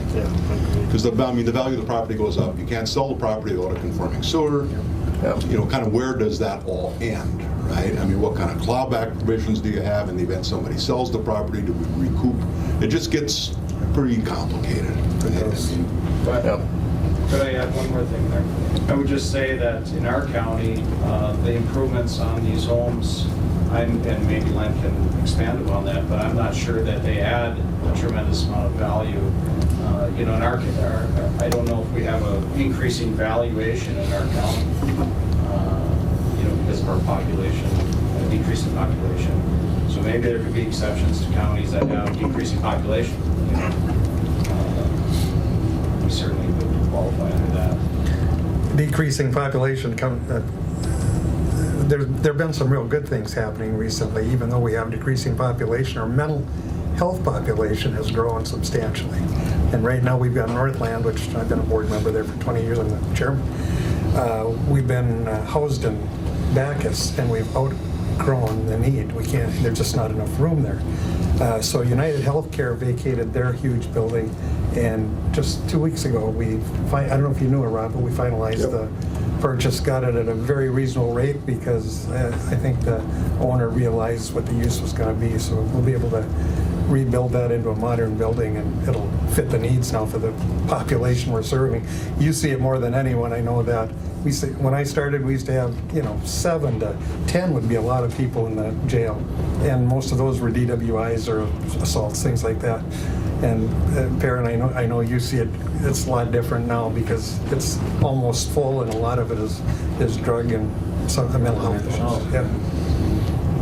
I'm on the Northland Mental Health Board with Commissioner Pavlik, but I always have a conflict, so I never go. At least read the minutes, Wade. So. Well, they appreciate you being there. They know how busy you are, Rob. So, Commissioner McBride, did you have something? Get back to what Senator just said and Matt was talking about. Now, Len, if, like the Island View project, that obviously increased the resale value of some of these properties now that have this, but as far as taxable, it didn't make no difference at all. Is that correct? Until you reassess the area. We've never assessed any area where they go to sewer. Even though it costs $20,000 a house to put it in, we've never changed our value because the main reason is before all that happened, number one, we don't charge in town because they got city sewer. You get out in the country and some got sewer, some got septic tanks, some got outhouses, some got mound systems. It's just too complicated to try and police all that. So there's no question when they get sewer, that value goes up without a question. But we've never added assessment for that. So they're not paying more taxes for it. Except for when you get to reevaluate a whole area by sales, and then possibly because the sale price goes up, and then the property values go up, and that's where you'd recoup it then. But that's down the road. Down the road. You're going to see in those areas, especially out the lake, you're starting to see developments where they never ever thought of it before. Yeah.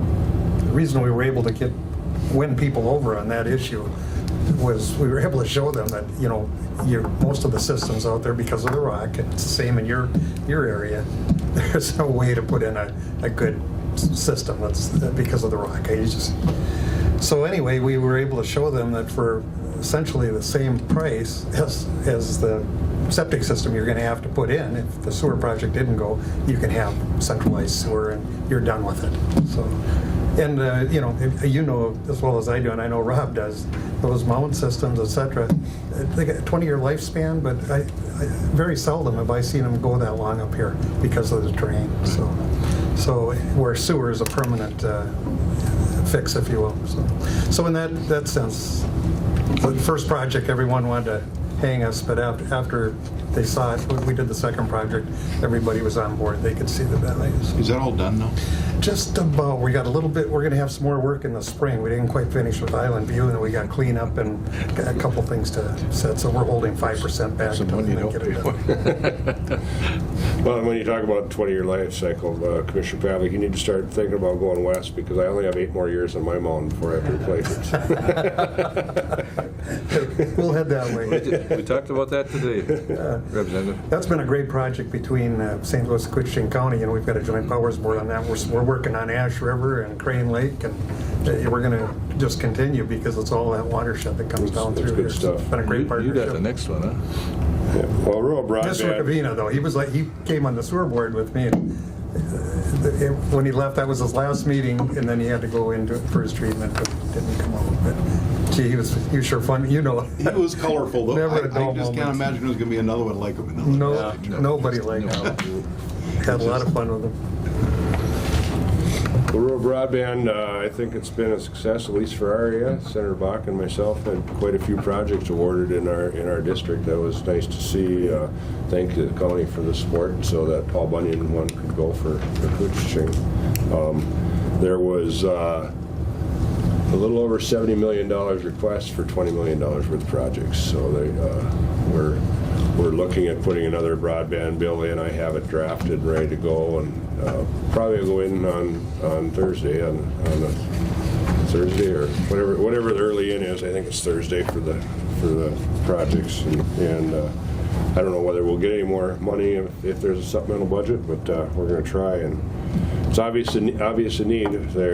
There was a lot of projects turned away that didn't get funded either. So I don't know, Senator, if you have anything to add on the broadband issue. Well, there is some money. You saw we had a surplus when the November forecast came out. We'll see if that holds when we get the February numbers, which is what we actually work off for this session. But It's a little bit misleading because the forecast showed a $1.3 billion surplus. What's not in that number, and I actually objected to this when they did it, but the two leaders and the governor that negotiated the budget, they actually took $491 million out of the state's budget reserve in order to finalize the budget. So there's all this talk about this bipartisan budget agreement. Well, even at a time of 2% GDP growth, they decided to take $491 million out of the budget reserve. So I have publicly said that I think out of this $1.3 billion surplus we have, we ought to pay back the budget reserve for $491 million that they took out of it. Yep. You know, someday we're not going to have positive GDP growth, and we're going to need that $2 billion budget reserve to build a bridge to the revenue shortfall. We've been around long enough to have seen some of those years. Well, I've seen it, and frankly, both the leaders and the governor have never been through those times. So, I mean, I was down at the Rochester Chamber of the four leaders 2 weeks ago, and I publicly said it down there. I mean, I think that we should do that. We got the money. Rather than spend it on something else, let's pay back the money we borrowed out of the reserve. So the number, I mean, if I prevail on that, I don't know if I will. It's a lot easier to spend money than to save it down there. But if we're successful at that $1.3 billion surplus you see will come down by $491 million. But still, there's plenty of money to do a supplemental budget bill, and things like rural broadband one-time spending that don't reoccur are kind of the fiduciary way to do that, so we don't incur long-term liabilities. All the economists keep talking about this recession that's supposedly coming because the economic expansion is the longest in a long time, maybe the longest in history. But it doesn't seem like it's going to happen in an election year. So what 21 brings, who knows? But to Wade's point, to have been through some of these shortfalls, I mean, for more than a decade, we managed deficits, trying to borrow money from schools and every little fund out there to keep the state's budget in balance. And we fell way, way behind in higher ed. And that's part of what's happened in higher ed is we went through this decade where we had no money. And higher ed is the one place that the legislature cannot park money, and the system will be okay because they can go to tuition. So without the state's support. So I mean, back during Arnie Carlson's days, the state paid for 2/3 of the cost for a student that's going to Rainy River. Today we're less than half. Because that's an area where the system could find another revenue stream. So I don't want to see us back in that situation. We've got to do something more to support our state colleges. For places like Rainy River are just going to continue to struggle without more state support. Yeah, especially when that agency does not support our college, like they should. Minshew or whoever is not. Thank you for mentioning that. Yeah. So we're actually supporting Rainy River right now in one of the programs. Yeah, you know, and it happened, and you know that's not the only. $20,000 a year we're supporting, and, you know, and we can't continue. You know, I mean, it happened with county program aid and local government aid too. We're finally back to the 2002 levels, but it's a place the legislature didn't have to put money when there wasn't any, because you could raise property taxes, right? So both those areas were pretty negatively impacted with those budget shortfalls. So I don't want to see us back in that situation again. And I don't know that it's a matter of not supporting Rainy River. I think they're just trying to figure out how to make the funding formula work for Rainy River, and because there's a lot of Rainy Rivers out there. It's just that one's personal. But we've got 5 of them on the range that, you know, all together. So I think they're going to be at one campus. One administration, 5 campuses. So it's, and talking to the folks out there, I wondered if how the instructors and others would be. They seem fine with it because they know the need to be able to take care of costs, and this looks like it'll be one way to take care of costs administratively anyway. So.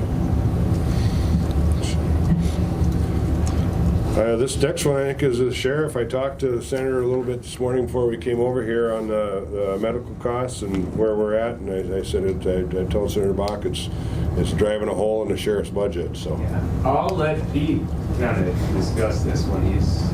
That wasn't what we talked about here. That's fine. Yeah, well, talking about what he gave you. Of course, Wade was a good prelude to this, what we deal with now in our jails. And as a matter of fact, we have 20 today, and our operating capacity is technically 24. But all these people come in, they have, the majority of them have medical costs. A lot of them come in on medical assistance. And one of the things that happens, even though it sounds good politically and out to the public, well, they're in jail, they shouldn't get their medical assistance. They should get it taken away. The thing with that is that we still are required and should take care of these people while they're in our facility. But instead of taking out of the bigger pot of money that's already there, which these people are already on, they're already on medical assistance, so it wouldn't be an increase in them. After 30 days or so, they get their medical assistance taken away, then it falls on the local taxpayers to help these people with their needs. And the way the Department of Health is going and the way the mental health crisis is, we're just going to get more and more and more of these people. And I'll be honest, a lot of them are just unfortunate circumstances. Mental health, drug abuse, nobody wants to be there. While we're here, we got to treat them, and I think we should. As we're all decent humans, I think we all believe that. That comes at a cost, and whether this changes, we're still going to do that as long as I'm here, and it's going to come out of the local money. But I just don't see where it makes sense, where if they're already on medical assistance, that they get it taken away. It isn't like they're coming here and we're putting them on it for medical assistance to take care of it. And a perfect example is, well, it's almost a year and a half now. We had a gentleman in jail, had a mental issue. Well, he had to go to Hibbing for a 72-hour hold. Happened to be over a weekend and a holiday, so it ended up being 5 days. Medicare declined to pay for his stay, even though he's already receiving medical care, medical assistance. I'm pretty sure it's Medicare, because he has mental illness, which one is the reason he's ended up in jail, because, he broke the law and it was from his mental illness, had a problem, but Medicare refused to pay for it because they said he is in custody. Even though he wasn't in jail for 5 days, we didn't have guards with him. And the cost was $16,000 for our county, and that didn't make sense to me that he's already on medical assistance. Is that Medicare or MA? That there was Medicare, which is federal. Yeah, but we also get it with medical assistance because they get it taken off. As a matter of fact, I just picked up ladies' prescription. But when you're my age, they're all girls. So, but that's the first thing they told me. Well, her insurance is no good anymore because she met that threshold. And I'm sure we're not the only place that's facing that. A lot of these issues, and it's only going to get a bit more and more resources. That this would be help that we could use those resources to other programming that we're going to have to carry on, because like Wade says, and we have a very good working relationship with Northland Counseling, and we're fortunate for that.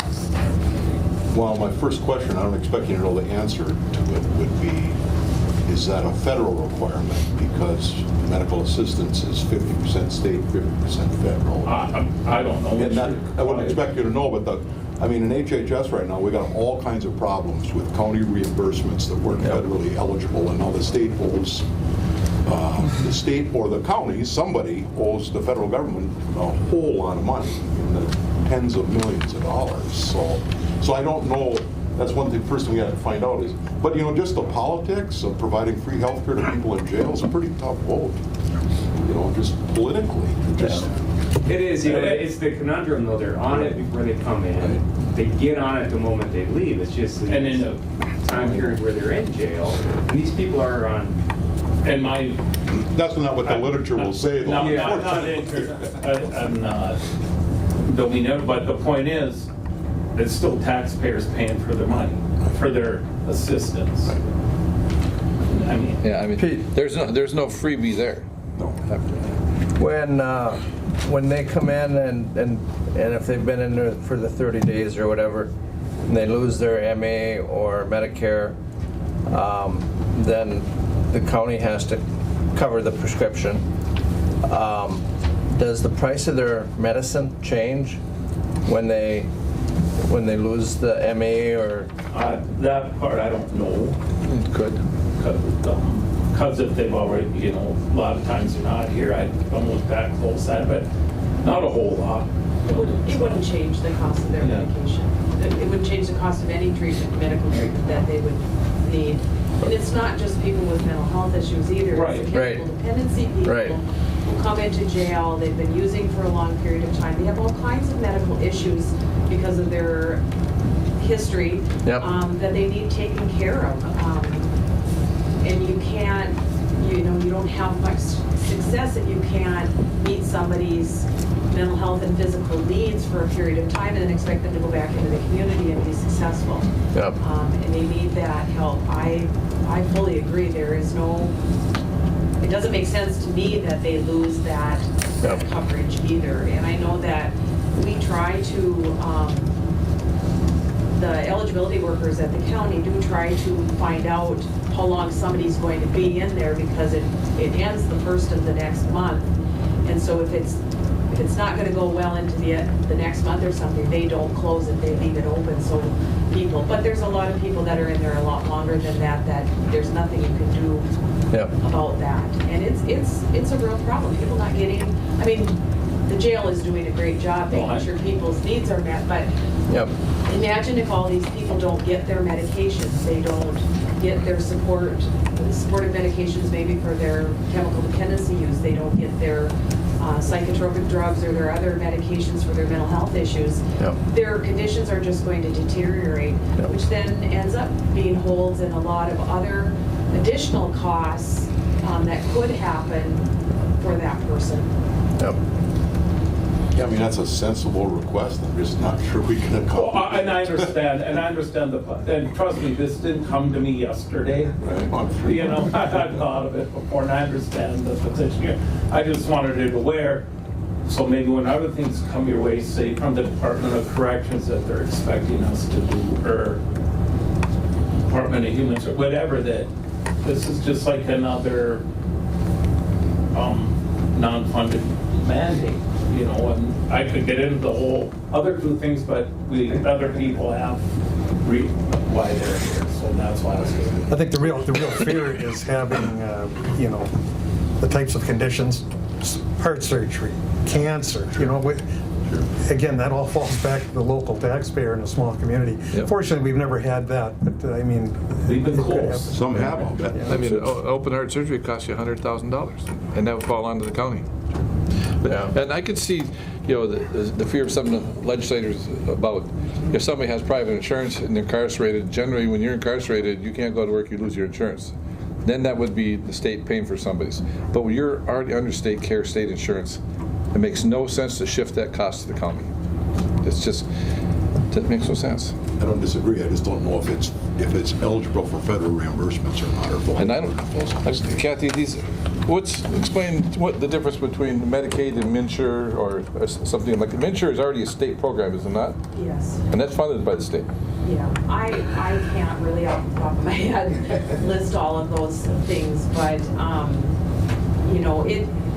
it's certainly something that needs to be out there, and maybe it isn't something that's really difficult to change, but it should be on everybody's radar all the time to talk about this, whether it's federal or state money. It's, we've got to have it out there and be talking about it and let people know that it's a problem.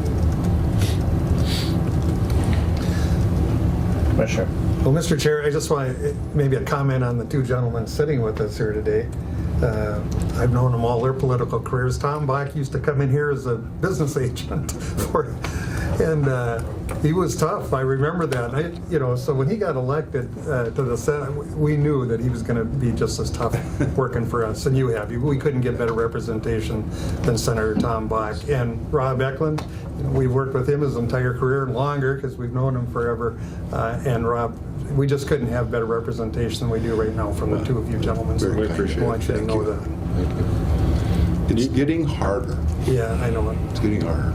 Yeah. Issues are getting tougher though. Well, I don't know if the issues are so much tougher, but all this social media that's coming at people now. I mean, we get so many emails from people with information that's just not accurate, you know, but they read it somewhere online and, you know, so they contact you and say, well, you should deal with this. Well, you know, but the information they have isn't accurate. So it's, that's making it harder. Yeah. Mr. Chair? Wait. I have one other issue that's come up, and I've mentioned to Representative Beckman. The first part of the month, I got a notice that there was a meeting on paramedics, EMTs, and EMRs, and it is keeping them around and retention. And it was a meeting in Evelyn with John Hewitt. Yeah. And I'd say that there was 50, 60 or more EMTs and stuff from around the 3-county area with Cooch, there were probably 4, Cooch, Lake, Cooch, Itasca, St. Louis, and Lake. And it was the same thing, and it's how do we keep these people, and a lot of them are volunteers and semi-volunteer. How do we keep the retention coming when you can only volunteer so much?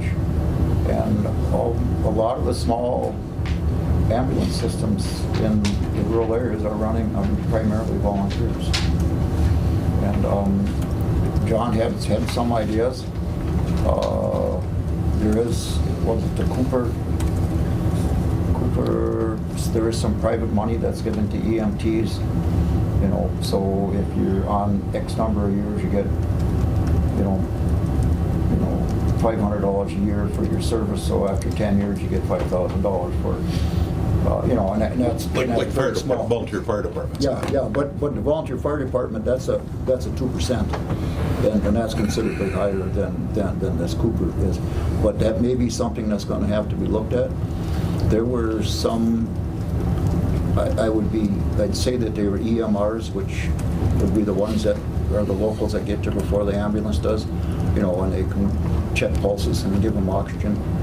Some of them were saying that they're even paying for their own training. So for the rural areas, something has got to be done because, well, the Little Fork ambulance is now, we've got, in my district alone, we've got the Little Fork ambulance, we've got the Baudette ambulance, and we've got the Tri-County ambulance out of Black Duck.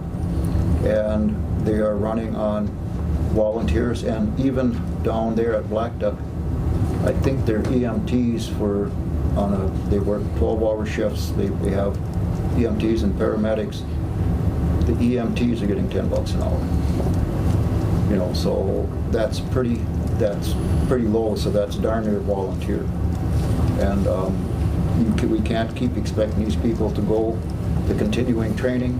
My wife's an EMT. She just spent 3 days in Duluth at another training. The agency paid for her training, but still you're volunteering 3 days for nothing. Yeah, and so there is something, and the volunteer fire departments are sitting quite well with that 2%. But it may have to look at something and from what the representative said is that we're not unique up here in the north, is that the whole rural, Minnesota is something. Well, and our populations are getting grayer, so that's absolutely correct. Fewer volunteers. Yeah. This is one of Representative Hewitt's hot issues. He's taken this one on, so I expect to see some kind of legislation. He held about, if I'm not mistaken, eight listening sessions around the state to gather information. So that's one of the House caucus's things. I think I don't know if he, because of his passion for it, I think he may have been assigned it. I'm not sure, but those things kind of happen. So that's what he's been doing. So I would expect to see some kind of legislation come this year. I don't know what that's going to look like. Yeah. So. And I know he was going to be in Thief River the following Friday, and he was not able to make that. And then Carol said that in Duluth, he was not able to make that. So something happened in his schedule. And I mean, he's busy, but he has really. He's been working at this, but I guess if it comes in, look at it because because rural Minnesota is suffering. Well, he makes his living as a realtor and a basketball coach. And if you guys see what's going on, there's no coach, or not coach, I mean referee. So if you see what's going on, there's no referees out there. Those guys that are licensed are busy. They're reffing just about every night of the week. Yeah, So. right, yeah. And he said that's over the years he has been, he was a paramedic on a helicopter, flight crew and stuff. But but you've got the three levels. You've got in the falls here, you've got the paid ones, you've got the semi-paid ones, and then you've got the complete volunteers. And Well, Babbitt raised an issue. The former mayor of Babbitt, who I think he's on the city council now, I don't think he's still mayor, but raised an issue that where they respond, and then they call mutual aid because they need help. Because they were the first one to respond and it's in their service territory, they're the ones that have to transport. And whoever comes in on mutual aid can't do the transport or they don't get reimbursed, which seems crazy to me. What's the point of mutual aid? Yeah, right. Yeah. So I think that likely is an issue also, right? Because as you have fewer volunteers to staff it, you need to keep them around home. In their case, Ely's got more capacity than Little Fork International Falls, same thing. Right. Yeah, I think Little Fork used to be able to transport, now they bring them here, but then it's... Well, they can still transport, but they're not transporting at the same level as International Falls. Because they are EMTs and not paramedics, and so that's a different level of transfer. The health service. And I don't know how that works, because I know I've gone to calls that the Black Tri-County ambulance was called, and then we got a second call, and they sent in either Little Fork or Big Fork, and they did transport because the other ambulance was gone. So I don't know, but maybe over there where there's multi-ambulances, it's different. I don't know about it. It's a reimbursement issue, apparently. And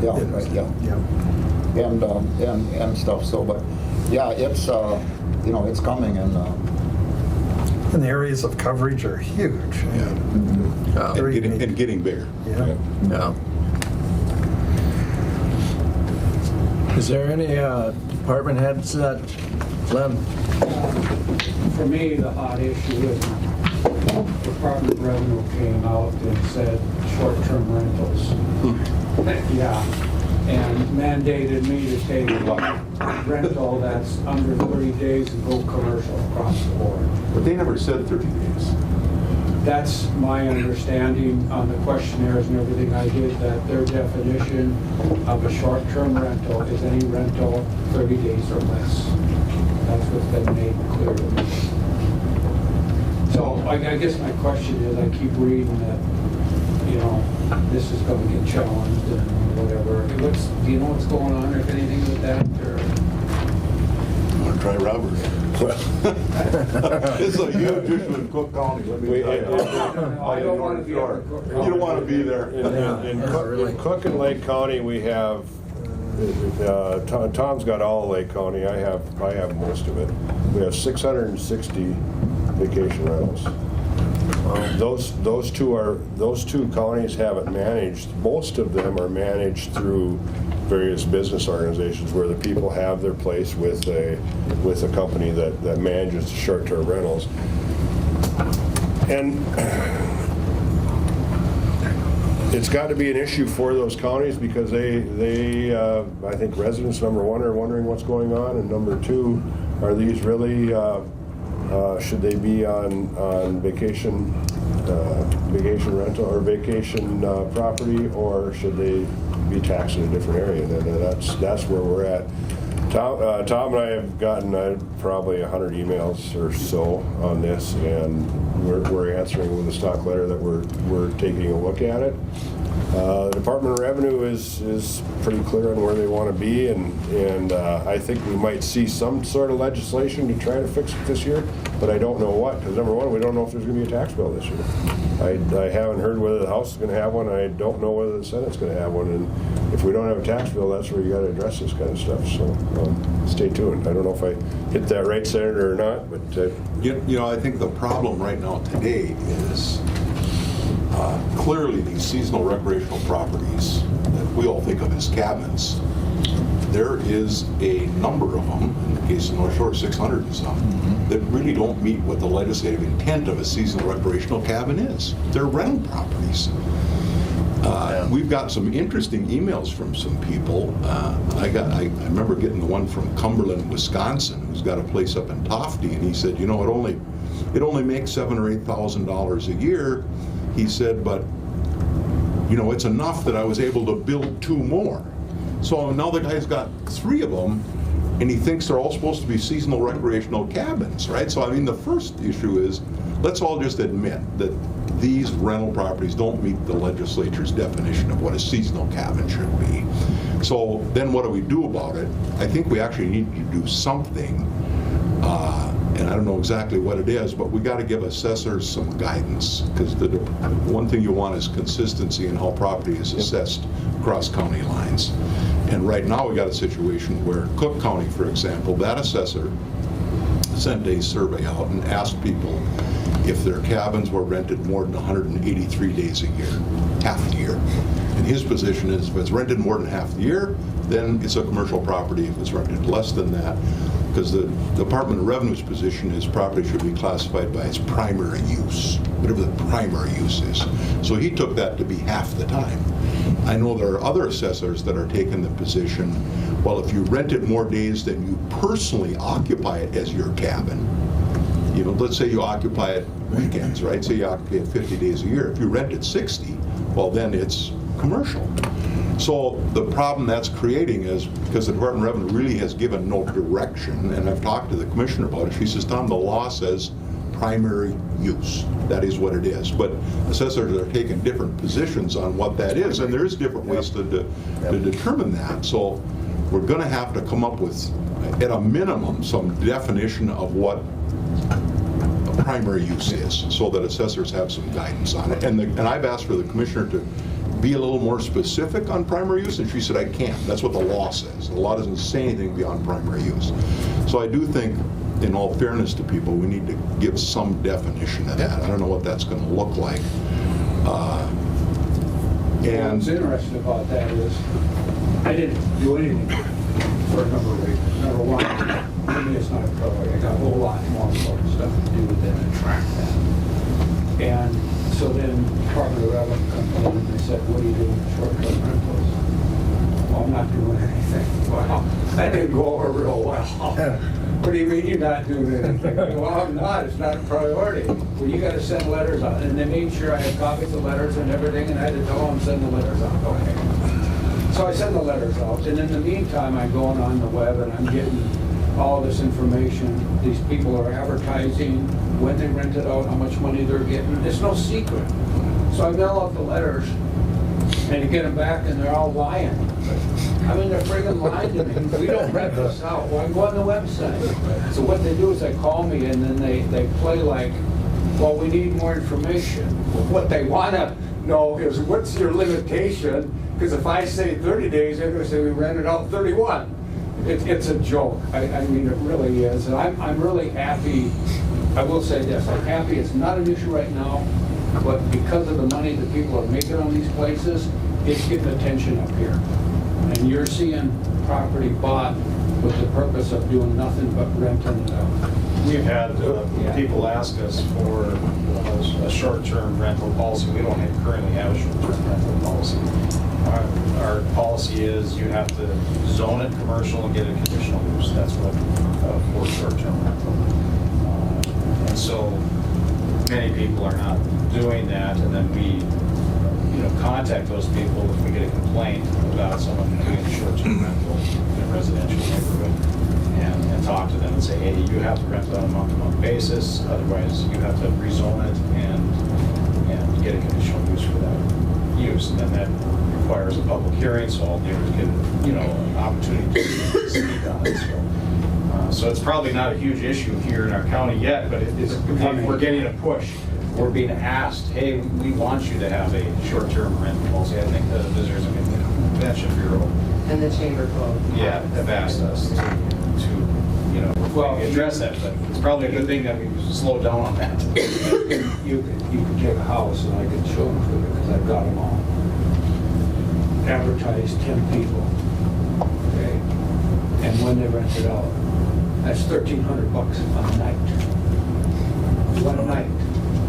So stop, do your math on that. You stay there for a week and they're taking in $6,000 to $7,000. They're not paying the lodging tax and the food tax and all this other kind of stuff in the hotels and the resorts, saying, oh my God, they're paying more to live there than what they're paying here, and we gotta pay the taxes on it. Well, and on that one, Len, that's the difference of what's going on up in Lake and Cook County with the associations running these, because they are paying the lodging tax and all that kind of stuff. It's a system that was built out of need because there's not enough hotels up there. And so these companies have figured out how to make money on it because there's so many people that go to the North Shore that want a place to stay. But it's kind of created a monster. And then you throw the VRBOs and stuff like that in there that are a national thing, and you have no clue what. I mean, you do. You can dig up what's going on with them, but I mean, it's getting to be a bigger thing there too. So there are a lot of. They won't tell you this. They won't tell you they're making money, but there are people making a lot of money with these things. Yeah. Yeah. I mean, I got one last week from a Silver Bay address. Well, they don't live in Silver Bay. They grew up there, I suspect. But it was pretty easy to see by the email that's not where they live, but they used the cabin address to contact you. But anyway, they said, you know, if you do this, we're going to quit renting. And they said, we pay $3,700 a year in sales tax on their rentals. Well, that's a lot of rent. I mean, how much is that? That's $50,000 a year in rent to generate that much sales tax? I mean, that's a business venture. So we're going to just have to figure it out. The solution's not going to be popular. Maybe there's another classification. You know, we got a property tax system that's awful complicated already, one of the most complicated in the country. But maybe we have to create another one. But it's fraught with problems. And you know, my biggest thing about it is it is driving up the value of commercial industrial property as people buy them to turn them into a rental unit. All of a sudden they're worth more money to purchase, right? Yeah. And then when the assessor comes in and reappraises all the property because there's been 6 sales more than 10% over the market value, Al Smith, who's just got a cabin, his seasonal recreational cabin's going to go up in value, right? So it's pushing the market up, and it's hurting just individual cabin owners, people that have had cabins in the family, or just want to have a family cabin. So there's going to have to be something done on it. I mean, and I'm sure assessors want something done so they can be consistent. But how about from the chamber over there? Tricia's been pretty quiet. Well, this particular topic is one where we did sign with the Convention and Visitors Bureau in support of just requesting, and I think it's from either of these parties, and that seems to be where the ball gets thrown. Is it a county issue? Is it a state issue? Like, who's going to make these determinations of definition? I mean, it's a definite type of lodging that we want to be able to offer, and people are looking for as they're vacationing today and to have, and I think it's just leveling it for everybody, that it's clear to the neighbors and the owners of there's some established rules and regulations of how it's going to be managed and maintained, that it's fair to the other businesses that are happening, that those who are using it as commercial property are kind of contributing on a business side of taxes and lodging tax and other into that. I mean, we do have some in our area who are compliant, and they are paying lodging tax, and they are doing their best to kind of support the system as it stands today. And those are listed and highlighted on the CDB's website as local lodgers, because they feed into their lodging tax. And then there are others, like Len says, clearly not, where they're going to say, I do a 30-day rental, and you go look at their Airbnb availability, and you see a week here and a weekend there blocked out all over the place, and you know that that is not how that's being managed. And so it's just finding, but even with the general lodging tax, right, it's the enforcement of compliance and making sure that businesses in whatever condition who should be collecting and doing that are turning that in. So. Well, when Rob and I met with Lake County earlier this month, the county administrator came to me and he said, Tom, whatever you do, because Lake County decided they're just all going to be commercial. So, just period. They sent a letter out, you're all commercial. his comment was, Tom, don't do something that is a bureaucratic nightmare for us to administer, right? Where we got to track every piece of property. And to the point back there, you know what? People aren't going to be honest about it. They're just not. So, and why should the assessor have to try and weed out who's being honest and who's not being honest?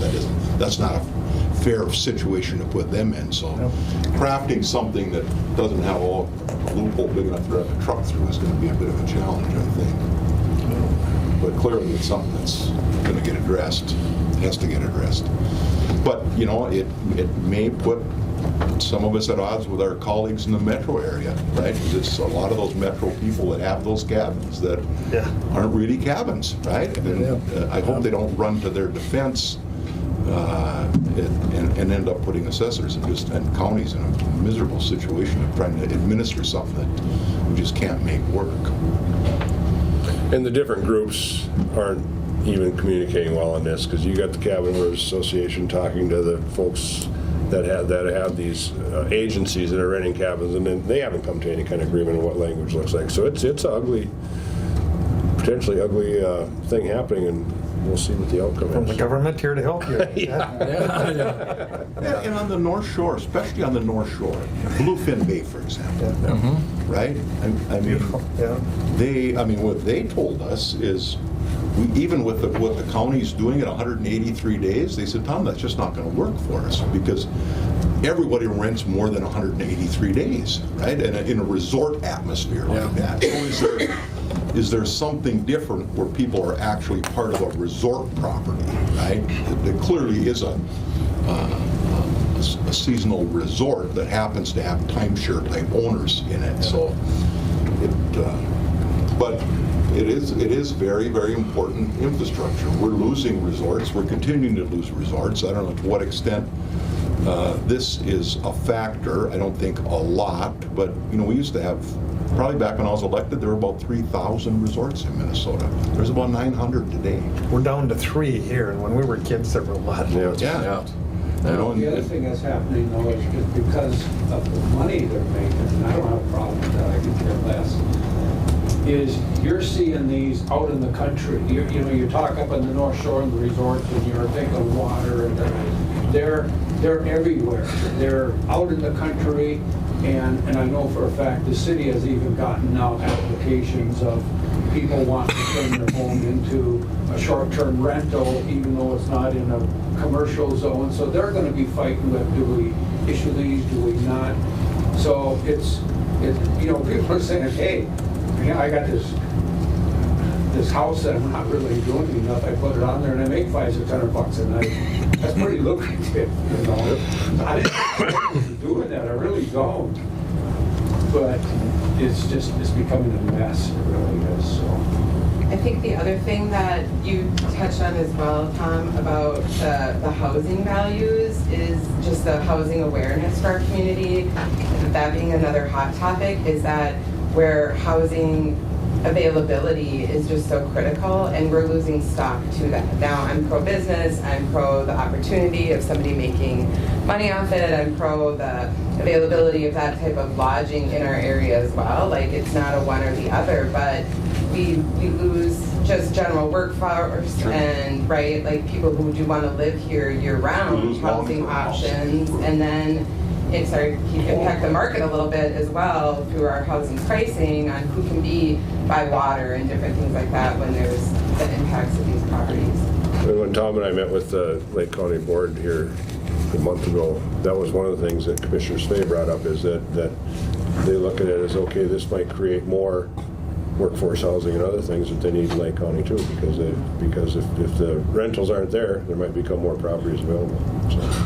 Or we've seen a lot of it moves into seasonal, where over the winter, where they know that short-term option isn't great, they will rent that for, 7-9 months out of the year, and somebody long-term like that, but then they want to maximize on those weekly and weekend opportunities in that kind of May through September window, and then it's like dislodging people who are looking, who are renters and living and working here too. That's it. You could put the whole legislature in Commissioner Spey's garage there on the water. That is huge. You got a big boat. Any other department heads have anything they'd like to bring up? We're all happy. No? Yeah, you look real My happy. classmates got it.